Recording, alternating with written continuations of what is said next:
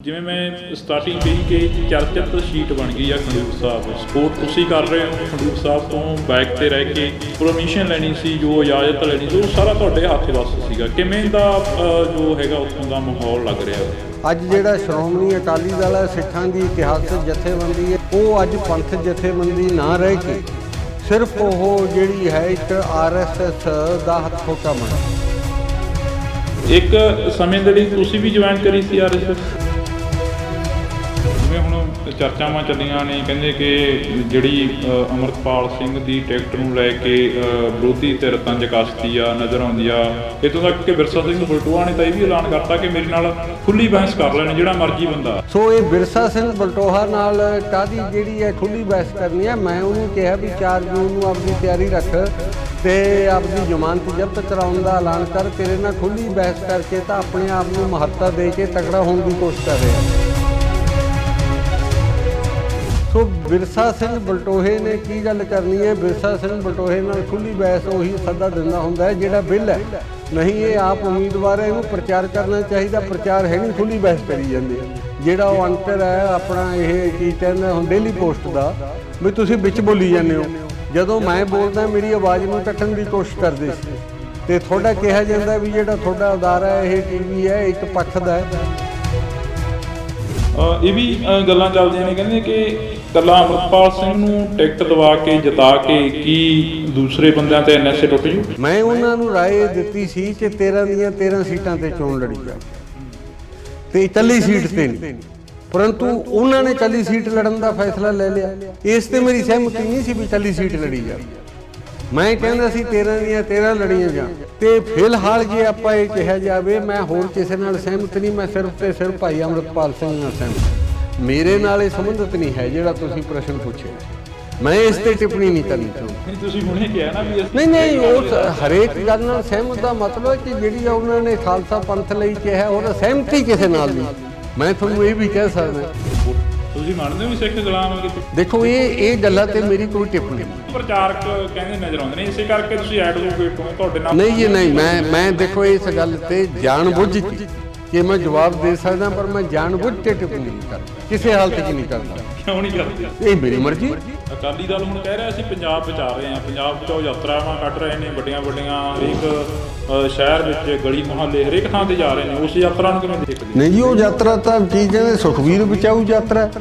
ਬਈ ਸੁਖਬੀਰ ਨੂੰ ਬਚਾਓ, ਪੰਥ ਬਚਾਊ ਯਾਤਰਾ ਕਹਦੀ ਹੈ। ਜਿਹੜੇ ਬੰਦਿਆਂ ਨੇ ਪੰਥ ਦੀ ਸਰਕਾਰ ਹੁੰਦੇ ਬਹਿਬਲ ਕਲਾਂ ਗੋਲੀ ਚਲਾਤੀ। ਅਮਰਪਾਲ ਸਿੰਘ ਇੱਕ ਸਮੇਂ ਇਹ ਕਹਿੰਦੇ ਰਹੇ ਨੇ ਕਿ ਅਸੀਂ ਸੰਵਿਧਾਨ ਨੂੰ ਮੰਨਦੇ ਹੀ ਨਹੀਂ। ਦੇਖੋ ਉਹ ਗੱਲ ਫੇਰ ਉਹੀ ਪੁੱਛ ਲਈ ਤੁਸੀਂ। ਉਹ ਗੱਲ 'ਚ ਬਚਿਆ ਪੰਜਾਬ ਨੂੰ ਭਾਈ ਅਮਰਪਾਲ ਸਿੰਘ ਇਹ ਬਚਾਉਣ। ਸ਼ੋਰ ਆ ਵੀ ਉਹੀ ਬਚਾਉਣਗੇ। ਹਾਂ, ਸ਼ੋਰ ਹੈ ਜੀ, ਸ਼ੋਰ ਹੈ ਜੀ ਡੈਥ।